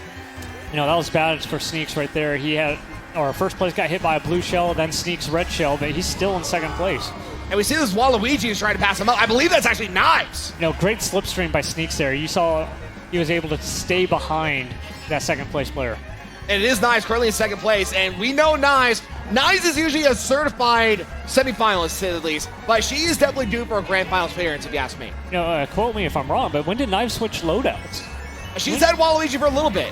I mean, she usually does use Toad, but that's usually for like 200cc events. But for 150cc, she started to switch up to Waluigi, and it's really started to pay off for her. Is Knives going to be one of our regular finalists? Ooh. Oh, the back shell! Green snipe! And Six is getting first place. Second is still going to be Knives. And third, I believe, is going to be this Donkey Kong right here. Wow, third was Free Dizzle. You know, that's some karma for Knives right there getting hit at the line, because, you know, that's what happens when you hit Taco Cat. Hey, I'm sorry, Knives, but you deserve that one. Oh, I guess a robbery for a robbery, an eye for an eye. Yeah, I mean, but, you know, then again, come on, Knives, you know better than that. You don't sit behind someone on the line. Like, you should know that right at the end of the track, everyone throws everything behind them. It was a very well-timed throw. So I think it was also very well calculated as well, because he threw it right where the line, a lot of people usually go for the tightest line possible. Unfortunately for Knives, she was going for the best ideal situation. But in that situation, best is worst. Yeah, I don't know. Like, I was looking at that. Like, Knives had a good distance between second and third. I would have just taken that turn really wide, really slow, just guarantee that place. But no, she stuck to the general line, and you get hit on the line. Well, luckily for her, though, it did not affect her ranking at all whatsoever. She still managed to stay in second place, and we're about to get started with the second race. And it looks like it's going to be Wildwoods. You know, Wildwoods is actually one of the DLC tracks that came to Mario Kart 8 back in the Wii U. It's actually the first track that you start going vertically up. It looks like you're just going straight, but you're actually going up a tree. Yeah, I think that's what that throws off a lot of people, is because when you look at it just like this, you think everything's horizontally. But when you actually look at the actual map as like from a bird's eye view, it's because of zero gravity. You're literally climbing up a tree and then going back down it. Yeah, I actually thought zero gravity was a great addition to this Mario Kart series. Nice falling off right there. That's a misplay, but you should know that in the start of a track, you're going to get bumped around when you're in the zero gravity mode. And that's exactly what happened to her, unfortunately. She's now in 10th place. Firing off her mushrooms a little early, though, if you ask me. Yeah, you got to space out mushrooms. You don't want to burn them up that quick because you're just wasting that valuable speed that the mushrooms give you. That's very true. Right now, Jinx is on screen in second place. Jinx, I think, is a newcomer. I've never seen her before. Never seen Jinx, but look at this loadout right now. It's literally what I use. It's the Metal Peach with the Mr. Scooty and some roller wheels. So. Hey, she's doing her Sir 9 homework, it looks like. And it's not the first time someone's copied me before. But yeah, second place holding through the red shell a little early, but it paid off right there. I mean, it worked because she still managed to fire it off. Now in first place, and it looks like there was a Morton Koopa who was in first place as well. Blue shell coming to play. She was too close. She was too close. And she also had that bomb behind her as well, so that's just tons of explosions everywhere. Back off a little bit. If you see that blue shell, just keep it back. And we see Taco Cat here taking that chaos to his advantage. Is now in first place with the key Bulldog. He switched out as well. This is a Kai Red style. I mean, that banana, don't throw it. Hold it. 2 defensive items is one of the best things you can have in first place. Especially since you're getting a coin in first place like you just did right here. Yeah, that was a wasted opportunity. I know he wants to like create some space between first and second, but you got to know when to hit that banana. Absolutely, and you see the blooper's going to come into play. That's going to affect the traction a little bit and a bit of the turning. A shock! A perfectly timed shock! The blue shell does not really affect Taco Cat, but that ball really does tighten the gap between first and the middle. No, that was a great luck there for Taco Cat. Blue shells are the worst thing to get hit by, so that lightning saved him right there. And Marshall Troopa right now in first place has only a coin and a banana peel. It's coming down to him and Taco Cat at the moment. Yo, what the heck is Marshall playing with? This is not meta at all. And going for first place. Oh no! No, it's Marshall! Oh, from first to fourth. I think Taco Cat stole it from him. Taco Cat steals it from Troopa. You should feel bad, Taco Cat. You hurt someone's feelings tonight. I believe second was Jinx, and then third, I don't even know who got third. But what a move by Taco Cat. Dude, I still remember when Taco Cat first came to the arena. Like, he had a different username, but he wore the Taco Cat shirt. So everyone just started calling him Taco Cat. And from that day forward, he's always known as Taco Cat. He's embracing the shirt, and he's embracing the name, and he embraced first place. Yeah, I mean, I remember back in the day, he used to do this little nya thing with his hands. Ugh. Okay. You don't remember that? I'd rather not like to remember it. Yeah, he was a young kid back then. I mean, I loved it. I mean, I think that it's also cool that these kids, we see them grow up here in SNS. It's been 2 years. Like, you see them mature and grow up while competing with us. It's actually kind of cool. That's true. I can definitely respect that without a doubt. And it looks like we're going to start with the third race. It's going to be Sunshine Airport. Sunshine Airport is a classic track. I believe it's in the third cup for Mario Kart 8, and it features a lot of, it's almost like an easier version of the Beanstalk track. If you really think about it. I know what you're talking about. Yeah, it does seem a bit easier. But Taco Cat getting that first place, that's definitely going to help him out as we're continuing these qualifiers. This is the third race of the second qualifier for those of you that are just tuning in. Yeah, I mean, let's see. Taco Cat waiting for his first item. Great to have a defensive item right off the starting gate. The green shell also, that's going to be great defense. If anyone tries to get him on him too much, he can just drag it off. If anyone's trying to throw items at him, he can have it for defense. Great start from him so far right now. No, this is a perfect way to start a race. You never want to get hit in the beginning because now you can front run, you can collect those coins, and that could really start creating distance. So as long as nothing horrific happens, he's going to stay in the top 6. But unfortunately, his turn was a little too wide, and because that, Sneaks is now taking advantage of that, currently in first place, but he's still nipping at his heels, so it's still really close between the two kids. On that glider section, he missed all those coins right there. He could have been at top 10 right now, so he's letting his opponent stay in the pack with him. He needs to get away. He needs to go forward. That's true, but right now you see it's going to be a fight between Sneaks, Taco Cat, and that Morton Koopa, which I believe is Night now. I think he changed his loadout too. Yeah, everyone's switching up. They don't want to get hit. No one likes to be known as the same character over and over. That's very true. I think that's also why, like, people like Kyret, we usually see him change up his loadout almost every race. And the same thing you did here. A very well-timed mushroom hit. He got hit by an item, but he used that mushroom not only to recover his momentum, but to also fire off that shortcut. Great move by Taco Cat. I mean, playing with fire right there, because you're on that grass. He was really close to hitting that water. That's true, and we see a blue shell about to come into play. Taco Cat has a mushroom. He's trying to get past this area. You saw Troopa get hit by item. He's down in third place.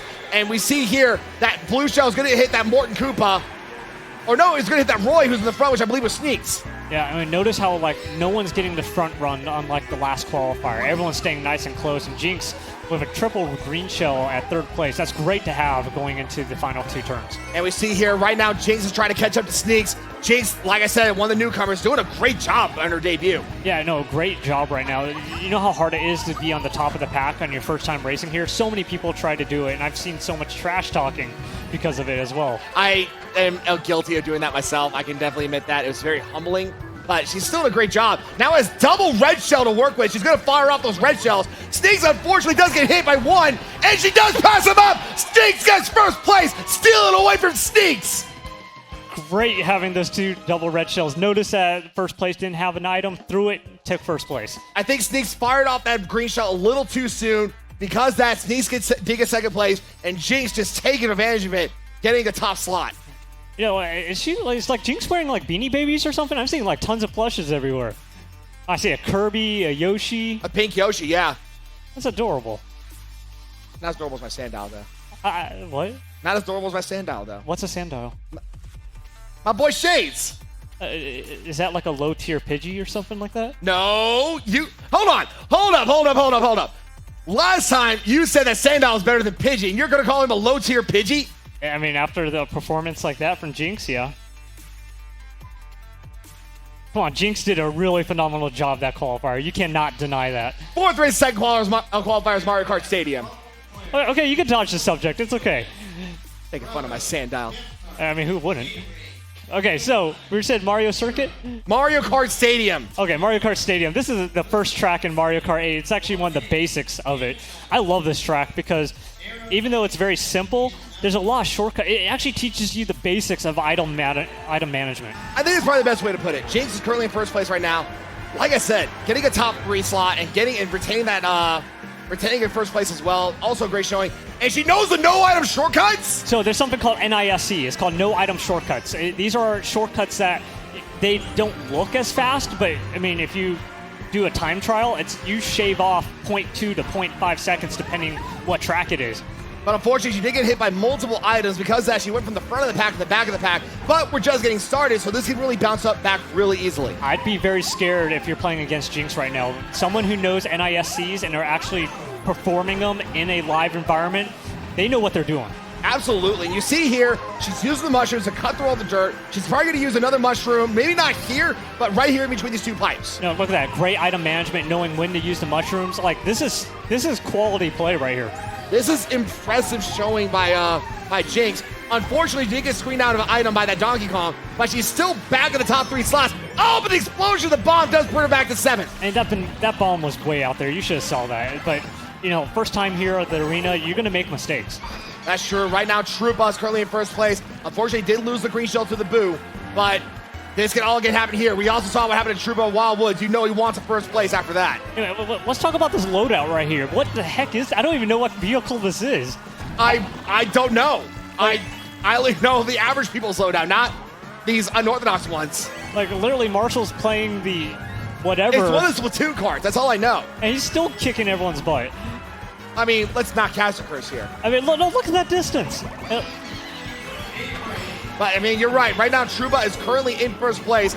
Gab's ahead of him. He has a defensive item, and it looks like nothing's going to respond to him. Marshall Troopa is getting his first place here tonight. Unfortunately for Knight, though, he does get hit by a bomb. So Troopa is getting first. Second, it looks like it was probably Knives. And I don't even know who got third place, honestly. I'm not sure if you saw that. Knight was in 4th place. 1 bomb, 11th. That's what happens when you get hit by 1 bomb. So explosions, for those at home, are actually the worst way to get hit. Blue shells being the worst because it takes the most amount of time. I think second place was Knives and third place was Taco Cat. It makes sense. I mean, Taco Cat and Knights are one of the best players here. I mean, definitely some great up-and-comers without a doubt. A great job by all of them. Jinx is definitely surprises the most. Dude, I have no idea how Jinx is, but when I saw that NISC, it's like, okay, she knows what she's doing. I'm ready to see her in finals. It's happening. I want to see her in semifinals without a doubt, but she got a first place. She got a top 3 showing. Just an overall great job by Jinx. I mean, the last time we had a female player make a breakout like that was it was almost 2 years ago when Cherry first played here at Saturday Night Speedway. Cherry or maybe Tinskew, yeah. Yeah, we have not had... Oh, yeah, Tinskew. I forgot about her. Yeah, Tinskew. We don't... I love it. See, I mean, the best part about Mario Kart is, like, it doesn't matter what gender you are, what age you are. Literally anyone could be good at this game. That's very true. And a great showing by Jinx. And I know. I guess maybe the plushies did help out a little bit. Yeah, I mean, just to be able to see that kind of play was amazing. You don't see stuff like that in qualifiers. So I'm having fun up here. This is great. Well, Shades doesn't really approve of your trash talking of Shades. I mean, I'm sorry, Shades. I don't think he forgives you yet. We'll see. But like I said, great job by that. I think Sneaks had to really fight for that top slot. And that doesn't say a lot. That says a lot right there because Sneaks is our number 2 ranked player and was our highest point total person in the team performance earlier tonight. Yeah, so our qualifiers are seeded. So you're actually, so depending how you do in other SNSs previously, you get seeded so you don't have to play against, like, it's not like a stacked qualifier with all the best players. But the unknown for qualifiers is the people who are unranked. Those are the people you have to be careful of. That's very true, and James was a perfect example of that. And we have qualifier number 3 getting set up right here. So let's list down who we have here. We have Frago, who is our number 3 ranked player. Camcart, J-Ray, 805, Kiro, Cert. You? I'm not playing. Why does it have you? We'll fix that shortly. We'll fix that really shortly. Not Sir 9, Primrose, Luna Galaxia, both representing Powerpuffs, Gourmet, Manchild, Arrow, and Navi. Yeah, I mean, this is a great qualifier. I mean, Cernine's apparently in there somehow. I mean, obviously, I'm one of the best players who's not playing sitting up here. It happens. Let's talk We're not about perfect, ladies and gentlemen. We're still human in the end. Let's talk about players who are actually racing. We got Kiro right there, and you can see to the left of him is 805. 805, for those who don't know, is the father of Sneaks, who we saw earlier, Slicks, and I believe there's also one other person. It's really interesting because we have a family of Mario Kart players in SNS. Yeah, I mean, I think that's one of the coolest things to see, that not only a parent playing SNS, but their kids playing as well, and then their friends, and then their uncles, their relatives. Literally, it's just a giant family here. Exactly, and 805 being the father of it, you know he definitely wants to get back into the semifinals, be able to join his son. Who knows? Maybe you got some teaming going up between him and his son in the later semifinals and grand finals. And maybe in the future we'll have an exhibition match. It'll be Team Sneaks versus Team 805, and we know who's going to win that. 805. No comment. I'm going to say neutral. I mean, Sir 9, you want to be your own thing, go ahead. You want to diss on Chase, but have him call you Sir 9, go ahead. I'm just going to do my own thing. I'm just going to be right here, just bashing people because I want to, but you can go and bash your own people. Yeah, I mean, I talk trash about everyone equally. I mean, this is Mario Kart. You're going to hit everyone. Equally. There is no way. Equally. There's no way you can play Mario Kart and hit only. Your definition of equal is unorthodox, sir. I trash talk about myself, too. I mean, how many casters do that? You'd be surprised. Okay, yeah, you're right. I mean, you got you next to me, but... Exactly, I can't. And I'm not even going to take that as an insult because I can admit that. Yeah, I mean, so, in the end, qualifier 3, they're all gearing up, ready to go. Oh, that's an adorable Eevee. That's a very adorable Eevee. I love Eevee. I mean, who remembers Let's Go Pokemon? Or Let's Go Pikachu and Let's Go Eevee? I played Let's Go Eevee. Yeah, I mean, who would pick Pikachu? The thing's like yellow rat that kind of just like shoots electricity. Look, Eevee is absolutely adorable. Is the most adorable Pokemon of the original 151. Yeah, I can agree with that. It is OG. And it can turn into what, like 8 different things now? 8 different Pokemon? That's like one of every element now. I can't even keep track of them. It is 8. It is 8. Yeah, I still... Yeah, the original 3, Jolteon, Vaporeon, Flareon. Then it was Espeon, Umbreon, Leafeon, Glaceon, and then Sylveon. Yeah, so I don't know. So, the last time I remember, I was already freaking out back in Gold and Silver, where the Pokemon, or there's like 5 maidens in... Oh, the maidens of the Eevee evolutions, yeah. I love that part. That was a really cool section, and like, after that, I don't know any of the EVs. I mean, I just remember Dark and Steel. It was Dark and Steel, right? Dark and Psychic. Dark and Psychic. Espeon was Psychic. Yeah. So, I mean, I don't remember any of the EVs anymore. See, no, me, like, I mean, it's obvious when you look at me in my vest, I have a whole bunch of Power Ranger Pokemon pins. I have Sandile on my shoulder. I have, if you ever see me in person, I have a whole bunch of Pokeballs on my Switch. Like, I am a Pokemon fanatic. Like, if I'm not playing Mario Kart, if I'm not playing Smash, I'm playing Pokemon. Those are like my big 3. Yeah, I used to love Pokemon. I haven't played it as much anymore. Last time I played Pokemon was back in, like, it was the Pokemon National Championships back in the old TCG days, if you remember that. Oh my god, that was a long time ago. That was like back when they didn't do deck checks. They just kind of like, Everyone was game sharking their Pokemon and such. That's some old good times right there. Absolutely. And I'm just looking at our camera, and they're like super zoomed in on my pins right now.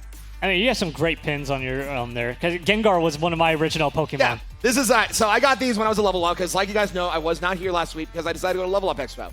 Level Up Expo, they had a lot of good pins and a lot of things to show off. So this is a little bit of a promotion right here, a little advertising. So we have like Venom Gengar right here. We have the Green Ranger Larvitar right here. This is just my Greninja pin because I love Greninja. And this is like all the different Pokemon types and technically Valor, Mystic, and Instinct representing the wings. And then I think these are a lot more people are interested in because we have the Super Mario Kart style item boxes. So banana, red shell, coin, mushroom, lightning bolt, green, star, feather. And then even though it didn't have the blue shell in Super Mario Kart, the guys that actually made the pins also made a customized blue shell pin. Well, the people who made those pins are evil because Super Mario Kart was the best. It was no blue shell. No, that's what helped to make it better is that we could balance it out because Super Mario Kart was chaotic. Super Mario Kart is a very hard game if anyone's played that one. You slide around a lot. It's very hard to keep tight lines on that. Yeah. Speaking of that Greninja pin that you have on the other side, did you know that Greninja got Pokemon of the Year again? Yes, he did. He got Pokemon of the Year for 2020. And it was like a dominating performance. Like it was like first was Greninja, then it was Lucario, and then I think it was Sylveon after that. I don't recall. Yeah. Oh, I don't remember every Pokemon of the Year. I just remember Greninja for this year. Also, are you excited for the Pokemon DLC coming out? Yes. Oh my God, yeah. Like, let's put it this way. Like, you know what Precious and a whole bunch of other people are like that excited for Animal Crossing? I'm that excited for the Pokemon DLC. Like, people are happy with the Animal Crossing. Cool, awesome. I can respect that. I personally don't care that much about Animal Crossing. Hate me if you want. But I'm a Pokemon guy. I saw the Pokemon DLC. I saw the little bear who does Kung Fu. I love him. I love that little bear. Yeah, no, I thought the Pokemon DLC is really hype. And I like how they're taking the approach to be more open again. I mean, I like the core gameplay of Sword and Shield. It was just traditional go through dungeon level kind of thing. But like now they're going into the more MMO style gameplay where they're like, hey, let's just have a wide open area and you guys do some raids. Absolutely. And I think honestly, that's what I love the most about playing Sword and Shield because if I'm not really focusing on making my team, I'm literally sitting down, I'm like going all through all the raids, collecting all the XP candies, and just having a good old time and trying to get some shiny hunting every so often. Yeah, I mean, you shiny collect? That's rough. I try to. I'm part of a Facebook group, or at least a Facebook chat group, and they have people there where they're able to figure out how to get certain shiny up, and then once they do, they're like, hey, I'm going to be hosting shinies for an hour. It's going to be like a shiny G-Max Kingler. I got one earlier. Shiny G-Max Grimmsnarl. Like, these are, like, really good Pokemon to have, and just getting them as shiny is a bit more of a show-off, if you ask me. Yeah, I mean, I remember playing Gold and Silver and getting my first, not including the Red Gyarados. I remember getting my first shiny, and that's like everyone's first shiny, if you ask me. I was confused because I thought my game glitched. I was like, why is the color wrong for it? Because the game never explains, like, hey, there's shiny Pokemon, they're super rare. But I was just sitting here like, this is an off-color thing. Let's not use it. Oh, so I like shove it in the PC, and I was just scared it was going to break my game. Granted, I was 8 years old back then, so like I knew anything about Mario or Pokemon. About Pokemon. I mean, that's fair enough. And honestly, when I first saw the Red Gyarados, I'm like, I like the red. Like, the red actually did look good on him. So I'm like, you know what? I don't care if it's a glitch. I want it. No, I think it's really cool that they have different colors for Pokemon. I also like that there's male and female versions. So like the Pikachu, for example, has a heart shape for the female, That's and then like the straight edge tail for the male. And I like to see more of that, to be honest. And they start doing that, actually. They still keep on doing that kind of thing for Pokemon. And sometimes it's very subtle, and other times it's a big change. Perfect example was that in one of the Pokemon generations, I think it was X and Y, they had Meowstic, and it literally was like the male was like a dark blue, and the females were like a pure white. Yeah. So that's a big change right there. Yeah, I mean, I think it's really cool that all these changes are in Pokemon. But let's get back to Mario Kart here, because we've been here for a little bit. We're still waiting. All the players are getting signed up and ready to go. So yeah, Roulette is getting started, and like I said, we're about to do qualifying number 3, the first race. And this is going to be a very interesting one, because we have Kiro, we have Brago, Primrose, Luna Galaxia, Arrow. This is going to be a good one. And it looks like we're going to Sherbert Land for the second time tonight for the first race of the third qualifier. We already did Sherbert Land before, so Sherbert Land is, once again, you gotta keep clean lines. It's very icy. mushrooms are very important to be able to make progress in this track. There's Absolutely. a lot of shortcuts here. Especially, yeah, exactly. But in order to get those shortcuts, there is no NISCs, that many, at least not that many of them. So having a mushroom, having a star, be able to cut through that snow, that's going to really be a big factor when it comes to getting through all these shortcuts. Primrose currently on screen using a Metal Mario loadout. I think this is almost the same loadout as Kiro's.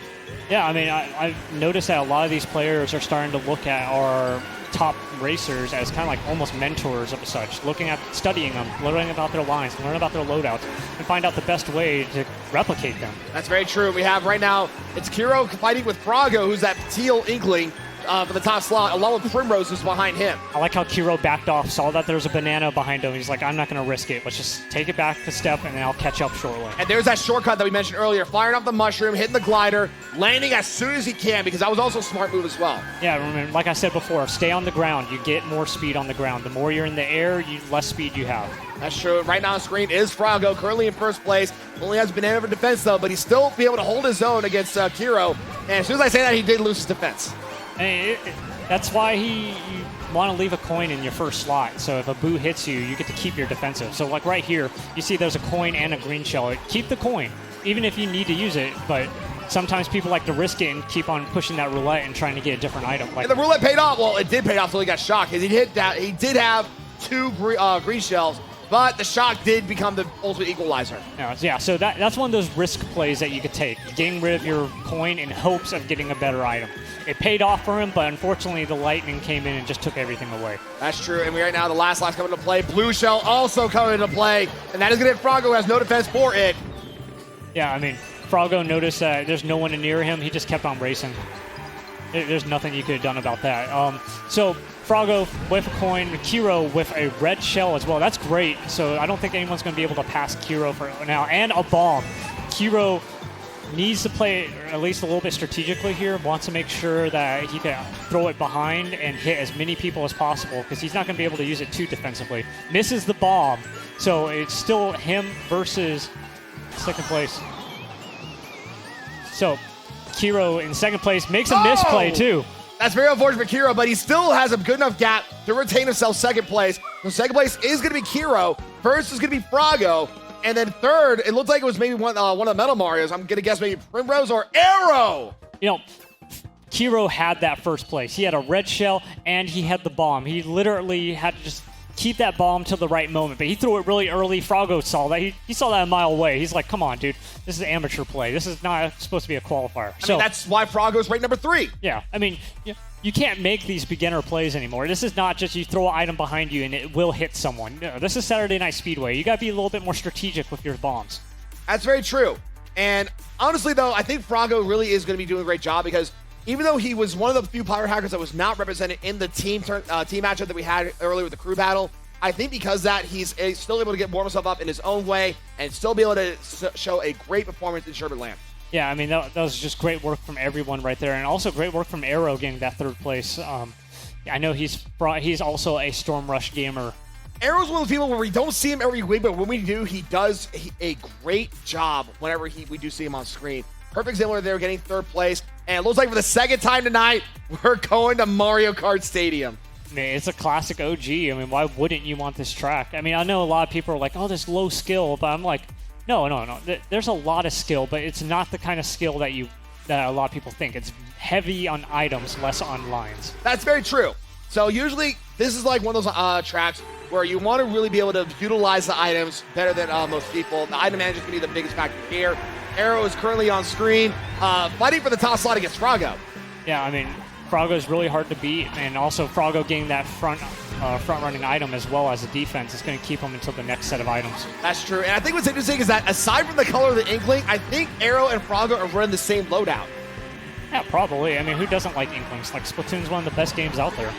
I mean, to be fair, you do play Splatoon on the side, so I can see why you would understand that. Yeah, I mean, I love Splatoon. If you ever want to get into a really hardcore shooter, I know Splatoon looks kiddish because it's just little squids and kids, but it's actually probably the most difficult shooter I've ever played. Oh, no, I can definitely respect a good shooter game without a doubt, and that's going to be a good example right there. And right now on screen is Gourmet, who's also a newer player and also doesn't know item shortcut.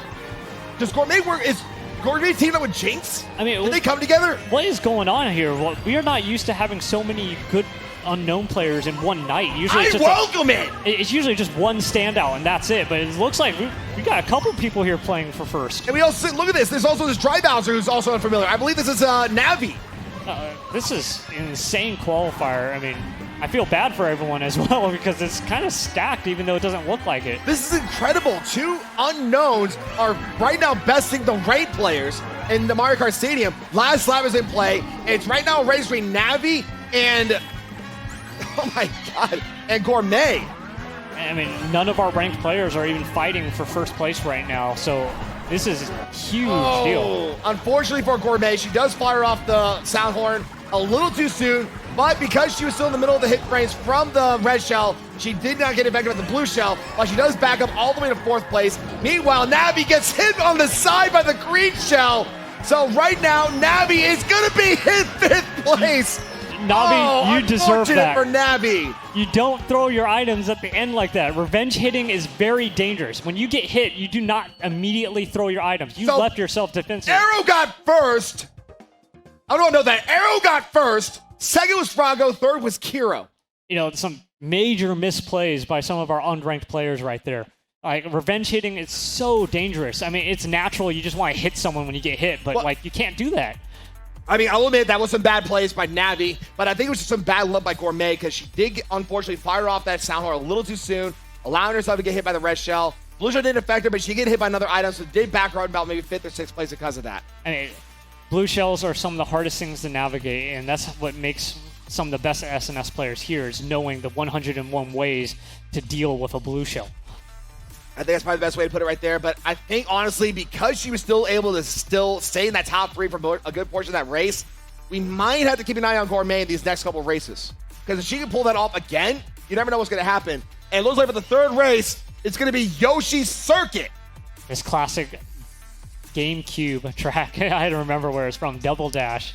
They actually made this track a little bit easier in Mario Kart 8 because in Double Dash, there's actually a second shortcut after the waterfall that you could jump through a cave, if you remember that. I do remember that, yeah. They took that out, but here we are, Arrow pole position going into this race. Arrow has, again, been surprising us every time we see him on screen, and being able to best Frago and Kiro in Mario Kart Stadium, definitely very impressive.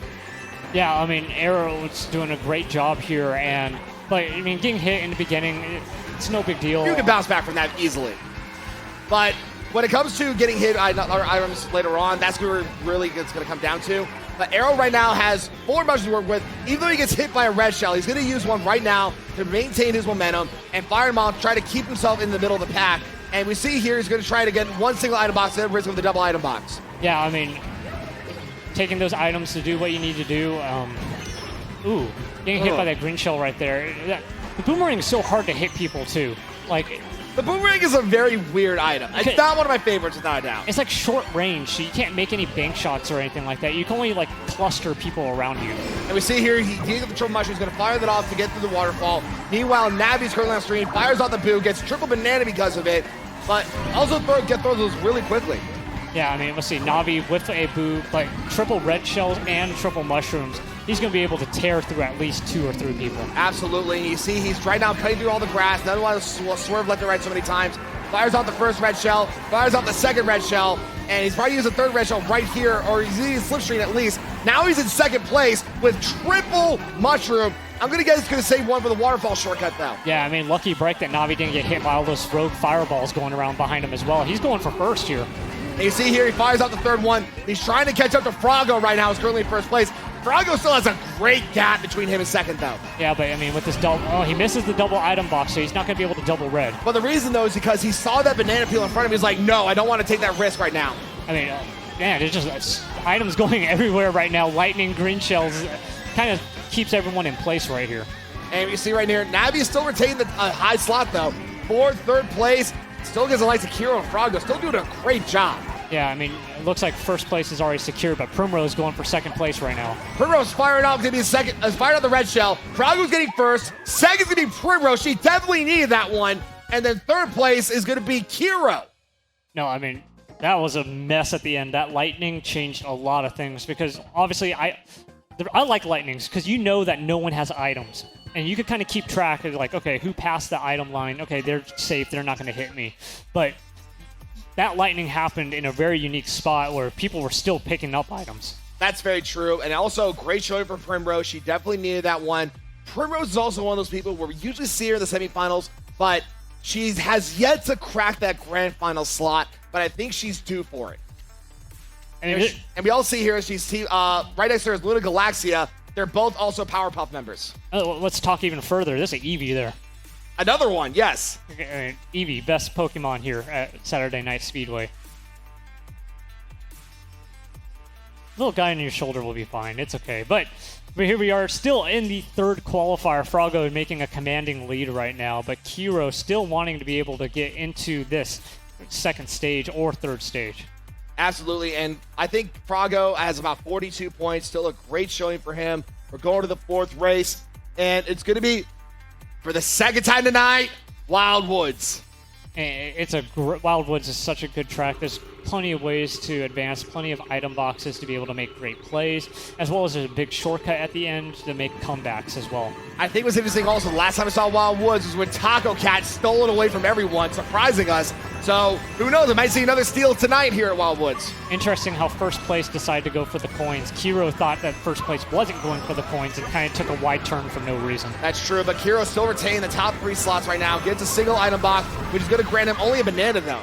Hey, I like how Kiro went really wide right there to stay out of the item box, but then he went onto the line, got hit by that green shell.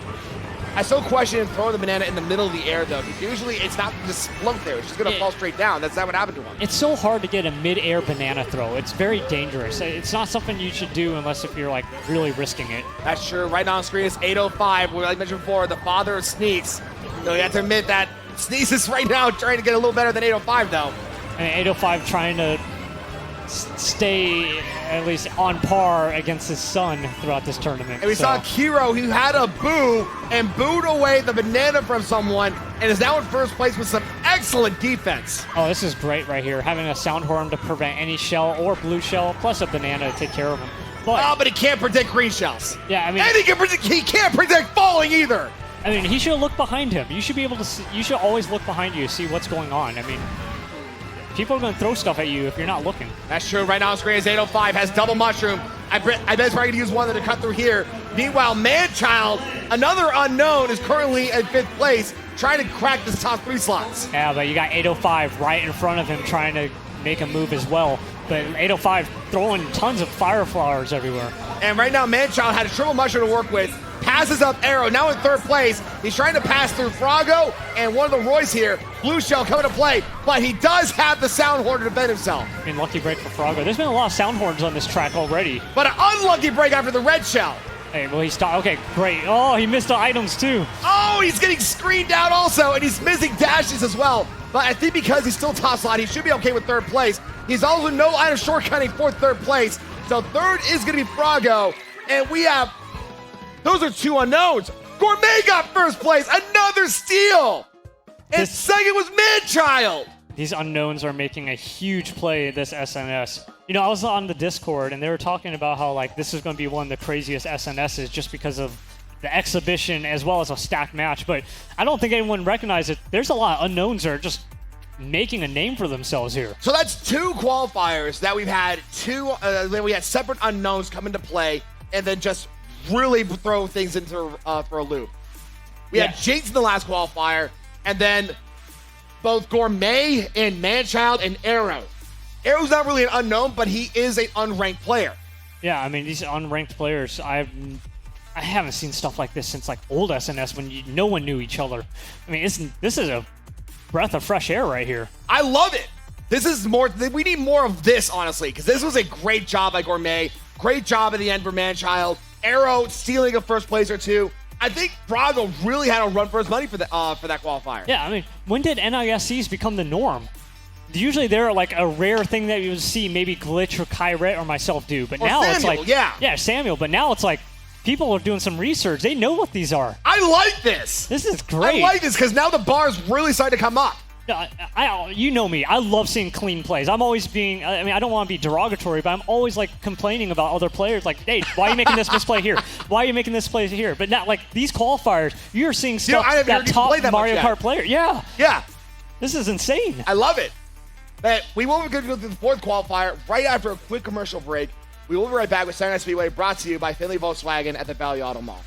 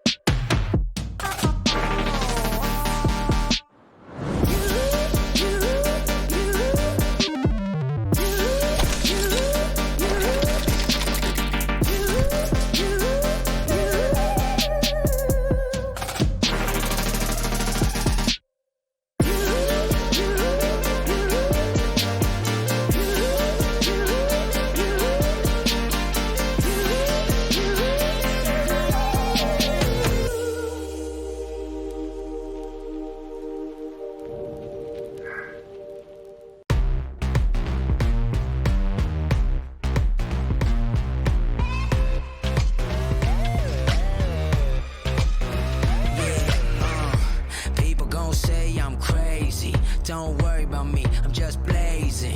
My dance moves are excellent and with precision. Get down, baby, you can't stand in a dance competition. Glistening, flashing like a spotlight, shining like a diamond party all night. Tell me you love me, I wanna see the stars, eyes wide shut, then meet me at the bar. Yeah, right, yeah.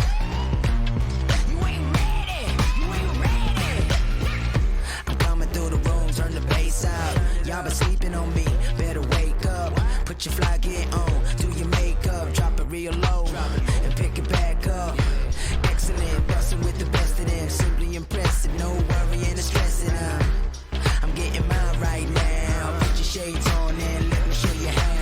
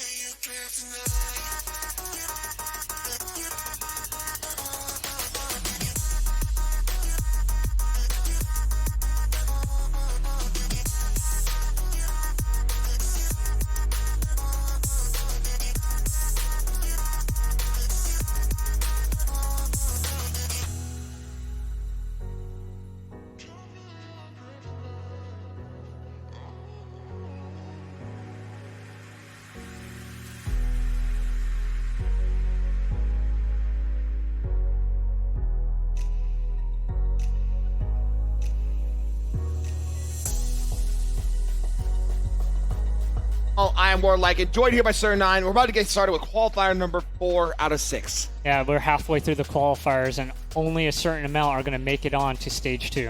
Absolutely right, and I can't wait to get started. I think the roulette's already started on qualifier number 4. So let's get back down on the track. Let's get started with the first race of the 4th qualifier, and let's also list down exactly who we have here as well. We have Glitch, who is also defending us along with Samuel tonight from last week, where it was a tie for first place. Also our number 4 ranked player. And we're also going back to Yoshi Valley for the second time tonight. Ali a bit Psycho, Bambi SL, Obi John Kenobi, who, fun fact, is the father of Savgo. Hype Bear X, all right, I like that one now, Bear. K-Hoon, Big Fish, Cerulean Girl, Shanice Marie 1, Tiny Goth Witch, Roxy Girl, and Darth Link.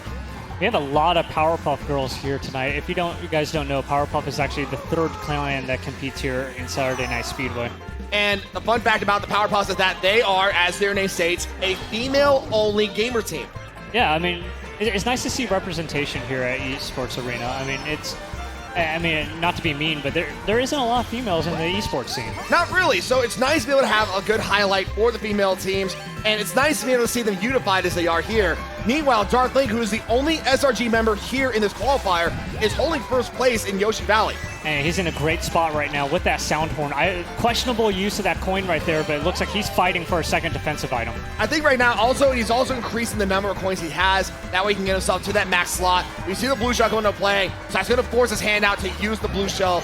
Unfortunately, he makes a beginner's move, not only by using being hit by the banana peel, but by instinctively firing off that sound horn, where he would have been still stuck in invincibility frames from that banana peel. It's like he almost panicked. He was like, should I hit the banana and dodge the blue shell, or should I use my sound horn but leave myself defensive? It's like he didn't know what to do right there. I don't know, but I think because of that, though, you see who's creeping right behind him, literally breathing down his neck, is Bear, who's that dry Bowser, who he just hit with the banana peel drag. You know, you are not a taxi driver from Las Vegas. Back off someone's tail.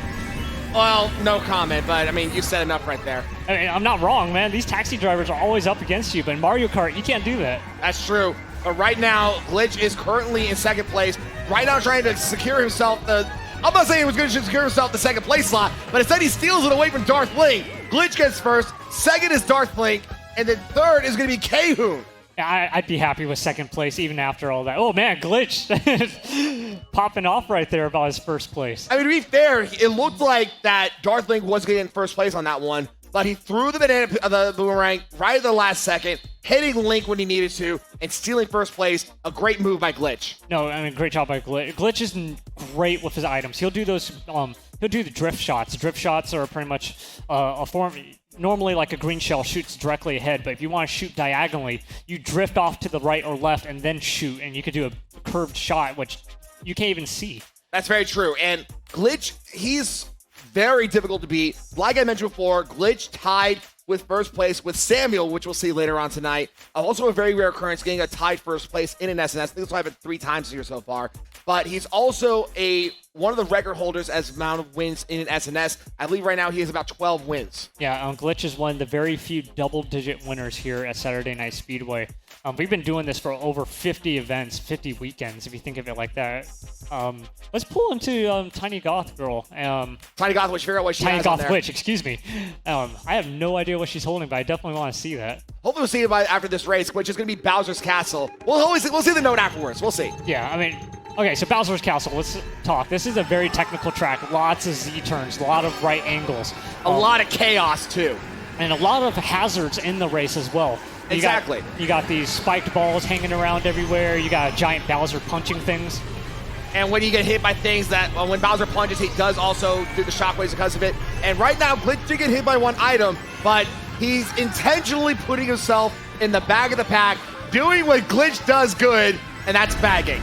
Yeah, I mean, it's so hard to catch up when you get hit right off the first track. Sometimes it's just better to just let everyone pass you and get some good items and get back into the race early enough so you can make plays. And also mess with the front of the pack while doing that. Meanwhile, Darth Link is currently in second place, trying to deal with Bear and with this Rose Gold Peach at the front as well. Yeah, I mean, Darth Link with a red shell can't fire it off because first place has a defensive red shell as well. Has to wait for the second item.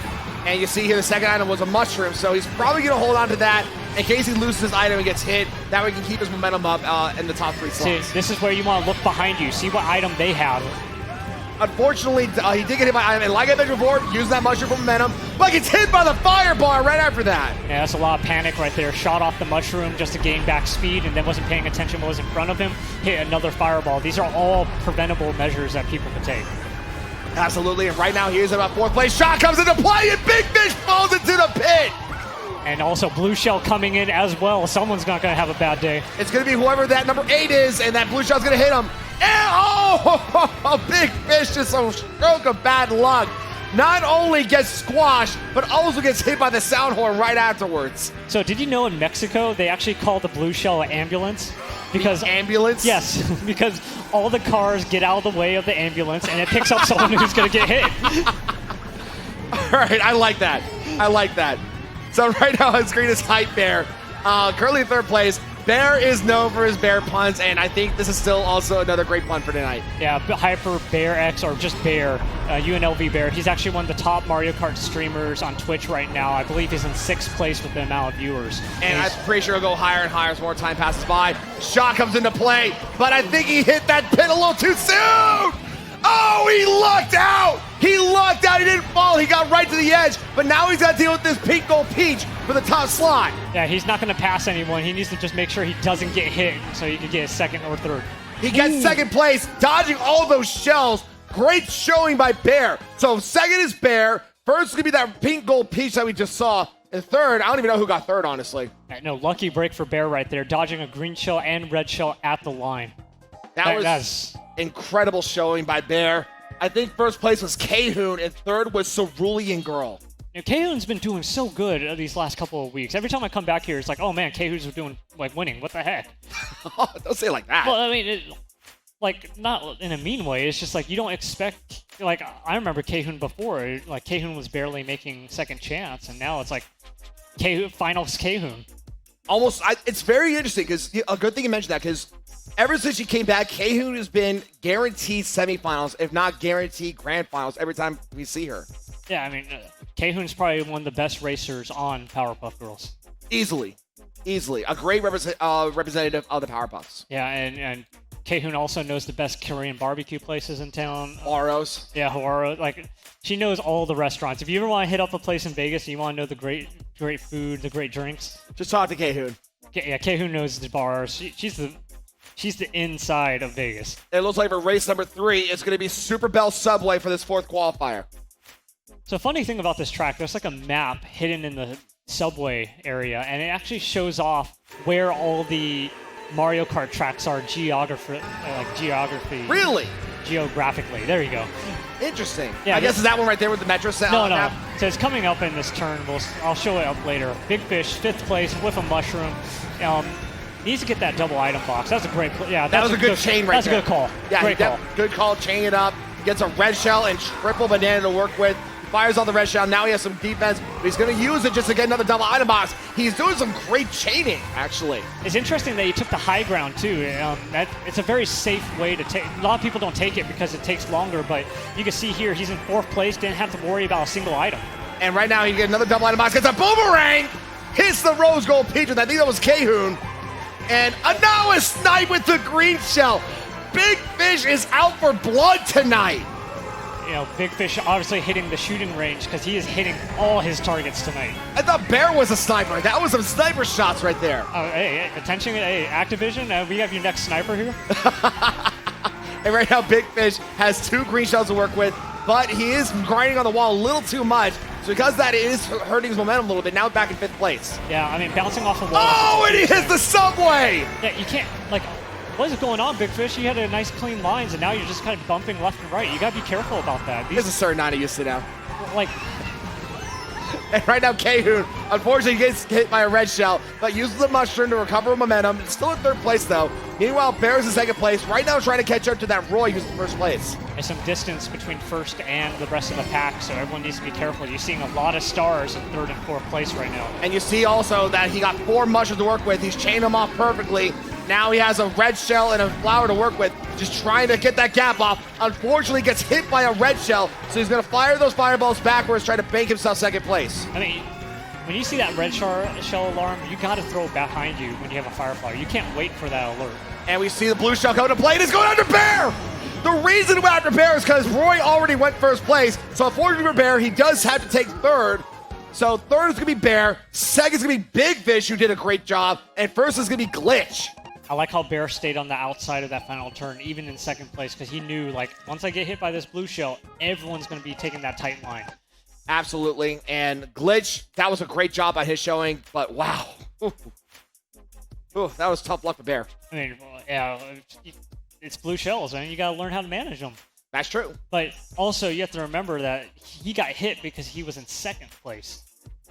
But because he was the highest ranked person still racing, actively racing, that's why the blue shell went after him instead of Glitch. You already passed the finish line at the time. Yeah, I mean, cross the finish line sooner, then. That's my opinion on that.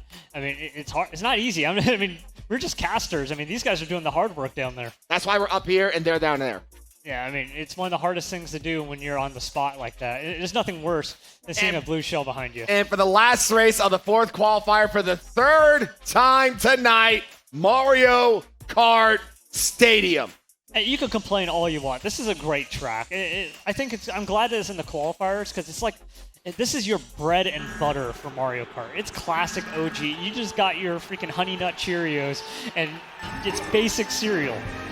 Well, you know what? Here's the thing. Like, I don't mind repetition, but I'd rather see other things that are 3 times in a row than just Mario Kart Stadium. I mean, I can't have Lucky Charms every day.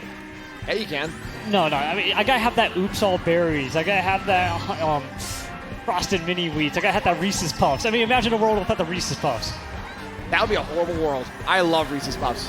Yeah, so it's funny because we were talking about cereal during one of the commercial breaks.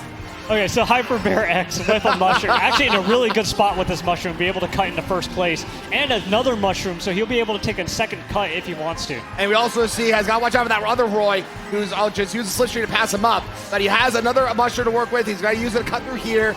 Usually no a shortcut, but also has a coin as well. Back in first place. This is great, and he'll be able to get a double item box up here, no contention. So he'll be able to at least keep first place for the next time we're seeing. And we see he used the coin, flipping it. Now he has 10 coins, so now his max speed goes up because of it. Yeah, Bear's in a great spot, and now his job is just to front run. Get as far a distance as possible, and he has a super horn. So he has a super horn to work with. Meanwhile, Glitch has a red shell to work with. So it's going to be really a big pack race between Bear and Glitch at the moment. So you have to be careful right here because Bear's holding a coin and Glitch is getting really close with that red shell. He won't have time to fire off both items. That's true, but I think, honestly, Bear fired that off a little too soon. I think he maybe saw Glitch on the side of his mirror trying to hit him with the sound horn, but unfortunately, he was a little too far away. Glitch taking advantage of it, throwing the red shell after the sound horn resolves, now in first place. Well, Glitch hopefully dodging this blue shell. Yeah, red shell saved him. That was a smart move. He intentionally hit himself with let himself get hit by the red shell. That way the explosion of the blue shell doesn't affect him. Well, Bomb doesn't cause too much chaos from Glitch. He tosses it away, but couldn't stay away from Bear, netting him second place. So Bear does get first. Second's going to be Glitch.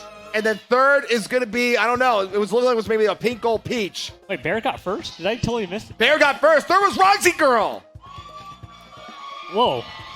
A lot of stuff happening right there. See, when you blink and just turn away, next thing you know, everything changes. This is what happens when you blink. See, Bear got first. Clearly, I mean, that's why I'm up here. I mean, to be fair, at least you're an SNS victor, unlike me.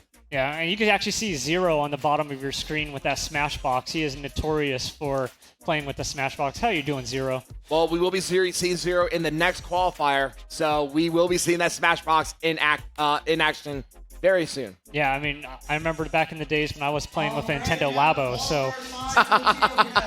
I'm surprised you haven't come back with a Labo, honestly. It's because the competition has changed so much within the last year. It's no longer a free win. You have to play at your best. Well, way to insult everyone in the past. I mean, yeah, you're not wrong. Oh my God. But still, overall, great job. I mean, Glitch is ranked number 4 for a reason and current SNS champion for a reason. He did a great job in that qualifier. Bear, also a great showing without a doubt. Cerulean Girl getting a top 3 slot was impressive. Keihu stealing first place, also great job for her. Big Fish also did a great job. I think this was actually a very well-balanced qualifier. It's a great job from all the regulars here tonight. They were able to keep up with the pack. It didn't feel like one was doing really bad or anything like that. They were all staying together. I think it's probably the best way to put it.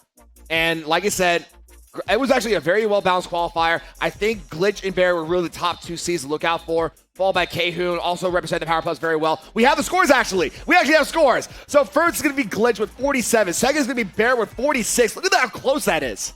Yeah, man. Bear has gotten so much better over these last couple of years, being able to fight against Glitch. His streaming is really helping him. That's very true. Third is going to be Kahoon with 37 points. Fourth is Roscoe with 34 points. Fifth is Cerulean Girl with 33 points. Sixth is Darth Link with 30 points. Seventh is Big Fish with 28 points. A 3-way tie for 8th between Bambi, Hobie John Kenobi, and Tiny Gothwitch for 18 points. 11th is Alibit Psycho with 15 points. In the back of the pack is Shanice Marie with 4 points. I mean, shout out to Cerulean Girl as well. She's one of our older players here. And being able to get 33 points, I believe that's guaranteed second chance at this point. I think it's bubble second chance. I mean, we'll see, honestly, because remember, we didn't get a chance to really see the other qualifiers because we had a bit of technical issues on that one. Hopefully we'll see later on of those qualifiers. But a great show for Cerulean Girl. I was talking to Cerulean Girl 805 a couple weeks ago, and the reason that they're doing a bit of a switch up is because 805 did have a bit of a hand injury. So because that Cerulean Girl is playing in his steed. You mean Run 5K? Run 5K, I'm sorry, not 805. 805 is just good at drinking. That he is. Not as good as Guinness, though. 805 is our substitute Guinness guy until Guinness guy comes back. We need Guinness guy to come back. I've heard legends about Guinness guy. Dude, Guinness guy could drink so much. But here is our qualifier 5 players gearing up, ready to go. So let's list it down. We have Zero, who's our number 5 ranked player with the Smash Box we saw earlier. Kalia GHH, Kali Triple H, I don't know how to pronounce that. Bolts, Kadez, Savgo, Riding My Pidgey, Frankie Will Miss You. Oh, too soon. Immortal Man, Tinskew, Sofa King, Todd did. What? Jab Nova, and Kefurin. So, Frankie Will Miss You is last place for life, for the record. First of all, shout out to Frankie. He's been one of our bartenders for Saturday Night Speedway for a while. I love Frankie, honestly. Frankie has been like my bartender, always fueling me with my sugar-free Red Bulls, and I'm gonna miss him. I mean, you have to remember, like, he has created drinks of our players here. So if you want to try, this is probably your last chance to try something. The Geronimo, for example. Yeah, he's like the original artist for some of these drinks. Yeah, the Geronimo. If you want to try Geronimo, go for it. I mean, you'll feel like you're falling, but... Yeah, I really do miss that. I'm going to miss him, honestly. And I think this is either his last week here or next week is his last week, but I know it's going to be coming up really soon. So, Frankie, for the amount of time that we've known you, thank you for everything you've done, man. Yeah, I mean, thanks for your service here at ESA. We greatly appreciate it. We had a lot of fun with you. We know that you cheer. We've seen you cheer and shout out in the bar for us as well, so we greatly appreciate it. Absolutely. So, with that in mind, let's run it down one more time. Zero, who's our highest ranked player in this qualifier. Savgo, who is a very great person, without a doubt. Riding My Pidgey, who's usually a top ranked contender as well. Definitely due for an SNS victory, if you ask me. Yeah, I mean, there's a lot of great players here. Pidgey, I mean, he's been trying for an SNS victory, but he's been having bad lucks in semis. Absolutely. Really bad lucks. And Tinskew, who also did a solid job during the team qualifiers. Unfortunately, I mean, well, we saw what happened to SRG earlier today, but hopefully she can bounce back with this. Last place for life, who he says is going to be Frankie Will Miss You. Also did a great job during the team event. So this is going to be a very interesting qualifier, honestly, now they actually look at it a second time. Well, you can remember, like, SRG is now in their element because they usually only play free-for-all. The team was very new to them. That's true. But now they're playing solo. This is their element. Now that it's a blank slate, if you may say. That's very true. And I think, honestly, this is the most amount of SRG people that we have here because we have Kev Furin, we have Tinskew, and I think it's really it because it's actually been really spread out for all the SRG members when I think about it. Yeah, I mean, I feel bad for SRG because you're going to be hitting your teammates now. I mean, that'll come later, honestly.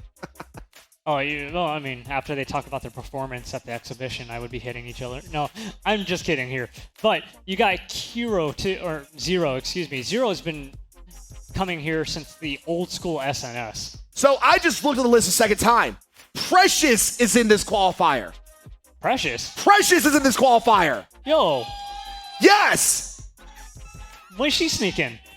And another thing to note is Precious is the newest member of the Powerpuffs. How do you know this before me? Because I focus on my Twitter. Okay. Yeah, I So, very interesting. Usually my co-host is actually going down there racing. Welcome back to the track, Precious. Yeah. It's going to be interesting, though. But she's coming in a very difficult qualifier, so we'll see how this works. Precious is like one of our staples here at Saturday Night Speedway. We always looked up to her back in the day. We still do, but... So when was the last time you saw Precious on the track, though? Because it's been I don't think I've seen her on the track ever when I think about it. Because like the last time she went on her trip to Japan for like 6 months or whatever, and never said hi to me during then, and then still salted. There's an unofficial Discord that we manage, and she's one of the moderators. But she went to Japan and left me, Geronimo, and Knight by ourselves managing this Discord, and she just never shows up, and we're just like, thanks, Precious. So to be fair, when she was in Japan, you have to think, though, day is night and night is day when it comes to the time zones. Oh, yeah. And come on, if you're in Japan, man, I'd be partying it up every day. Oh, I would too! Like, I would not be thinking about some Discord. So let's listen to that one more time. And unfortunately, Immortal Man didn't show up, so replacing him is going to be Free Dizzle. So with that in mind, we have Zero, we have I'm going to call her Kala, because I'm not going to say the entire thing. Bulls, Precious, Savgo, Riding My Pidgey, Blast Place for Life, Free Dizzle, Tinskew, Sofa King, I'm just going to say Sofa King, Jab Nova, and Kev Furin. It's a lot of unknowns here. Are we going to see someone else? A lot of unknowns, but at the same time, a lot of known people. This is a very stacked qualifier. It's not that stacked. Think about it. The return of Precious, Zero, who's our number 5 ranked player, Savgo, who's usually a grand finalist, Last Place for Life, who's usually a grand finalist, Riding My Pidgey, who's usually a grand finalist, Tinskew, who's one of the best members in SRG, Kev Furin, who's also a great member in SRG. That's half the people right there. Okay. You can stop hitting me. You could be right for once. Thank you. Oh, man. And it looks like for the first race of the 5th qualifier is going to be Neo Bowser City. Easily one of my least favorite tracks. Sorry, let me get this ice pack. Put this on my shoulders here. Just kept on punching me. Sandile, can you use bite real quick? Sandile can't attack. Who says that? It's a stuffed animal stuck on your shoulder. It's my Sandile. Oh, well, here we are. Neo Bowser City with T-Zavgo trying to make his way to the front of the pack. Wait, do you say T-Zavgo? I thought it was just Zavgo. I thought the T was silent. Like Shang Tsung. What are you talking about? It's Home Depot, not Home Depot. What? I'm just kidding. I'm just kidding. I always called him T-Zavgo. I always called him Zavgo. Well, he should probably tell us what it is one time. I mean, we'll see what happens. But right now, Zavgo is currently in 2nd place. Ragnar trying to catch up to, I believe that's Last Place or Live in 1st place right now. Yeah, with a coin and a red shell, he's going to have to wait for his next set of item boxes. But he actually throws anyway. But that was a well-timed one because I think what happened was that Salvio was banking that he only had that mushroom, which we saw him have in his hand earlier. When he hit it, he threw the red shell thinking that he only had the coin, which is exactly what happened. Yeah. So for those watching, there's a lot of psychology in Mario Kart. You know what kind of items 1st place, 2nd, 3rd are getting. It's kind of guess. It's like almost like a game of Texas Hold'em. And your cards are actually the 2 hands on the top left. So like a star would be like an ace, for example. I think it's probably the best analogy. I love that analogy, honestly. I mean, I usually do play Texas Hold'em, so I can definitely respect that. But, I mean, that's a perfect way to put it. And right now, Savgo got the same hand, unfortunately, so a coin and a banana. Meanwhile, Tinskew with triple mushroom and red shells catching up to Savgo. And as soon as they see that the shot comes into play. Bad luck for Tinskew. Had the right items to be able to make 1st place, but the lightning stopped the blue shell from hitting 1st. And that's exactly what happened. Meanwhile, though, Tinskew is still right now nipping at Savgo's heels. Blooper coming into play, and we know that we can always get rid of the ink by using the mushroom, which is exactly what she did here. Well, remember that the Blooper's still on 1st place right now. We got this huge S-turn coming up. That's true. And right now, though, you see Tinskew, she's holding on to those items because while they're great defensively, that's probably the better factor to use it with because you use them offensively, it won't never really happen. Blue shell coming into effect. Is 1st place going to stop? 1st place stops. But it still goes after Savgo. So Tinskew is getting 2nd place. 1st, I believe, was Last Place for Life. And then 3rd, I believe, was maybe that Donkey Kong. That blue shell was way behind. It was Running My Pidgey! T-Zavgo should have stopped a little bit sooner and would have been able to evade that blue shell. But still, a great job for Last Place for Life, a.k.a. Frankie will miss you. Tinskew definitely not being too scared of the blue shell coming into play. Still being able to maintain her composure, retaining second place because of that. No, I mean, fortunately that Zavgo messed up. Tinskew was able to take advantage of that and got that second place. Well, not only Tinskew, but also riding my Pidgey, being able to pass up Zavgo after getting hit by the blue shell. Oh yeah, Pidgey. No, great stuff from all those players. Just an unfortunate blue shell, but like you have to know all 101 ways to clear a blue shell. And that's number, what, 35, how to pass a blue shell? I'm sure one day I'll create a list or a video of all 101 ways. You'd be surprised how many ways you could dodge a blue shell. It looks like you would think that it's like, oh, only a super horn, but you could hit yourself with items. You could fall off at the right time. The mushroom dodge is usually one of the more expert ways you'll see. You could break on players and make someone else pass you. There's so many ways to dodge a blue shell. That's true. And for the second race of the 5th qualifier, it's going to be dry desert. Well, it's a bagger's delight here, as this is the track with the most shortcuts out of all Mario Kart tracks. But it's funny you mentioned baggers because I'm looking at who we have here, and I really don't see that many baggers in this qualifier. We see a lot of mid-packers and front-runners, but not really baggers in this one. Looks like no one's actually taking the bagging route. Zavgo's waiting. Yeah, he is. So Zavgo is actually going to be the bagger in this one. So very smart move by Zavgo, if you ask me. We'll see him in last place for right now, but by the end of the second lap, I won't be surprised to see him in the top 3. Now, it's fortunate that no one else bagged, so he's able to have a clean rate. Or when you bag, it's really, you have to have items. If people screen you out of items while you're bagging, you can't catch up. But right now, Tinskew's on screen, and I loved how she was doing it. She was front-running beautifully. She was front-running and drifting and keeping in time with the coins, and because of that, already has 8 coins, even though she was in the front slots earlier. No, this is great for her. Luigi's trying to cut ahead of her, but as long as she can keep this first place, no one's going to pass her. Absolutely, and right now she has that banana to drag with. She's going to get another item right here as well to work with. Has 10 coins, so her max speed's up. She's in a great slot right now. Yeah, I mean, this is a front-runner's paradise if you don't have any blue shells. And there was Zavgo we just saw who was bagging earlier, but he got hit by the red shell, so he's still in the middle of the pack, but he can definitely bounce back knowing him. Yeah, I mean, he's still in the middle of the pack, so he's going to get some great attack items to keep on moving forward. So right now it's a fight between Tinskew and Frankie Will Miss You for the top slot here. But I won't be surprised if we see Zavgo pop up. A nice green shell snipe on Tinskew, though. No, great shot, but he didn't get the double item box. Fortunately, he got lucky and got banana as a defensive. Hopefully a boo doesn't take that away. Well, don't cast a curse here now. Hey, if I curse, I curse. That's true. The last place coming into play, Sofa King, we thought did. Wait, what? Is that Big Fish? Hey, looks like it is. So, all right, interesting. All right. But he is currently in 9th place, has a triple mushroom. He's going to use it to cut through the sand here and try to cut through the sand a second time. And like I said, he's that Luigi that we mentioned earlier, has another item box to work with. He's probably going to use it for another shortcut. Zero on screen has double red in 2nd place. Okay, so you have INMB0, 2 double red shells, and that's great to go for first place because he has a double item box too.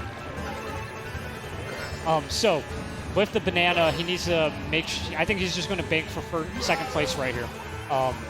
No one else is crossing over him. I don't see any other mushrooms, so Yoshi taking 1st place, INB0 taking 2nd. So Zero getting 2nd. Was last place for Light Breaker will miss you currently in 1st place. And then 3rd, I believe it was one of the Roys. I think it was maybe Tinskew?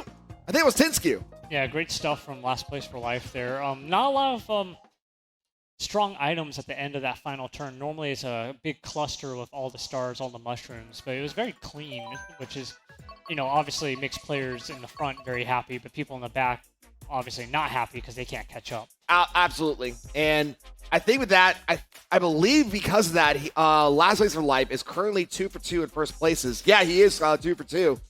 So who knows? We still might be able to see a perfect run tonight. I mean, having a perfect run always feels good in the qualifier, and because it guarantees that you get 1st seed in the semifinal. So you're skipping. Not only are you skipping automatically to stage 3 or 4, you get a 1st seed qualifier as well. That's very true. And it looks like the 3rd race is about to get started. Oh, and it's going to be Grumble Volcano. You say, ooh, like that's a bad track. I mean, yes. Because I don't like Grumble Volcano. I mean, yes, back in the day in the Nintendo Wii, people found the super shortcut and was able to clear a lap in literally 7 seconds. I know. It was a total nightmare back in the day, but they fixed all of that, and they actually made the track a little bit easier, too. The track only falls apart on lap 3. Well, no, it starts falling apart a little bit in lap 2, though. It's one of those tracks where it's just the more it progresses by, it still goes down. And we'll see that happen after this 1st lap. Meanwhile, Frankie Will Miss You is currently in 1st place.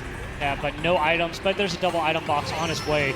Red Shell hits him, so he's stuck with first place items trying to catch back up.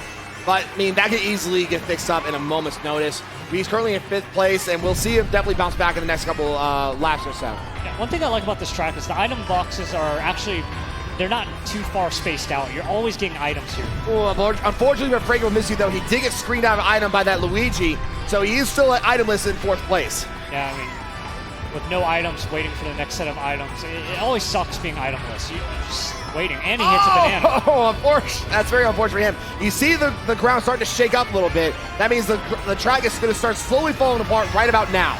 Yeah, and Frankie with 3 mushrooms, or not, I keep on calling him Frankie, but his name is last place for life. So I'll keep on trying to remember to say that. Last for life, 2 double item boxes, dodges the fireballs, and with a piranha plant will help him catch up as well. Not only piranha plant, but also has a triple banana right behind that. So he also has some great defense to work with, trying to retain himself in the top 3 slots. He actually takes the inside, tries to get a faster time. That's a great move by him. I would not have gone for that double item box. Well, I think the reason he went for the double item box is so that way he can screen out other people who are trying for the double item box. I mean, but he's so far. I mean, you gotta go for first place, and you're so far behind. Look at that metal peach. It's like 2 turns ahead. And we'll see what happens.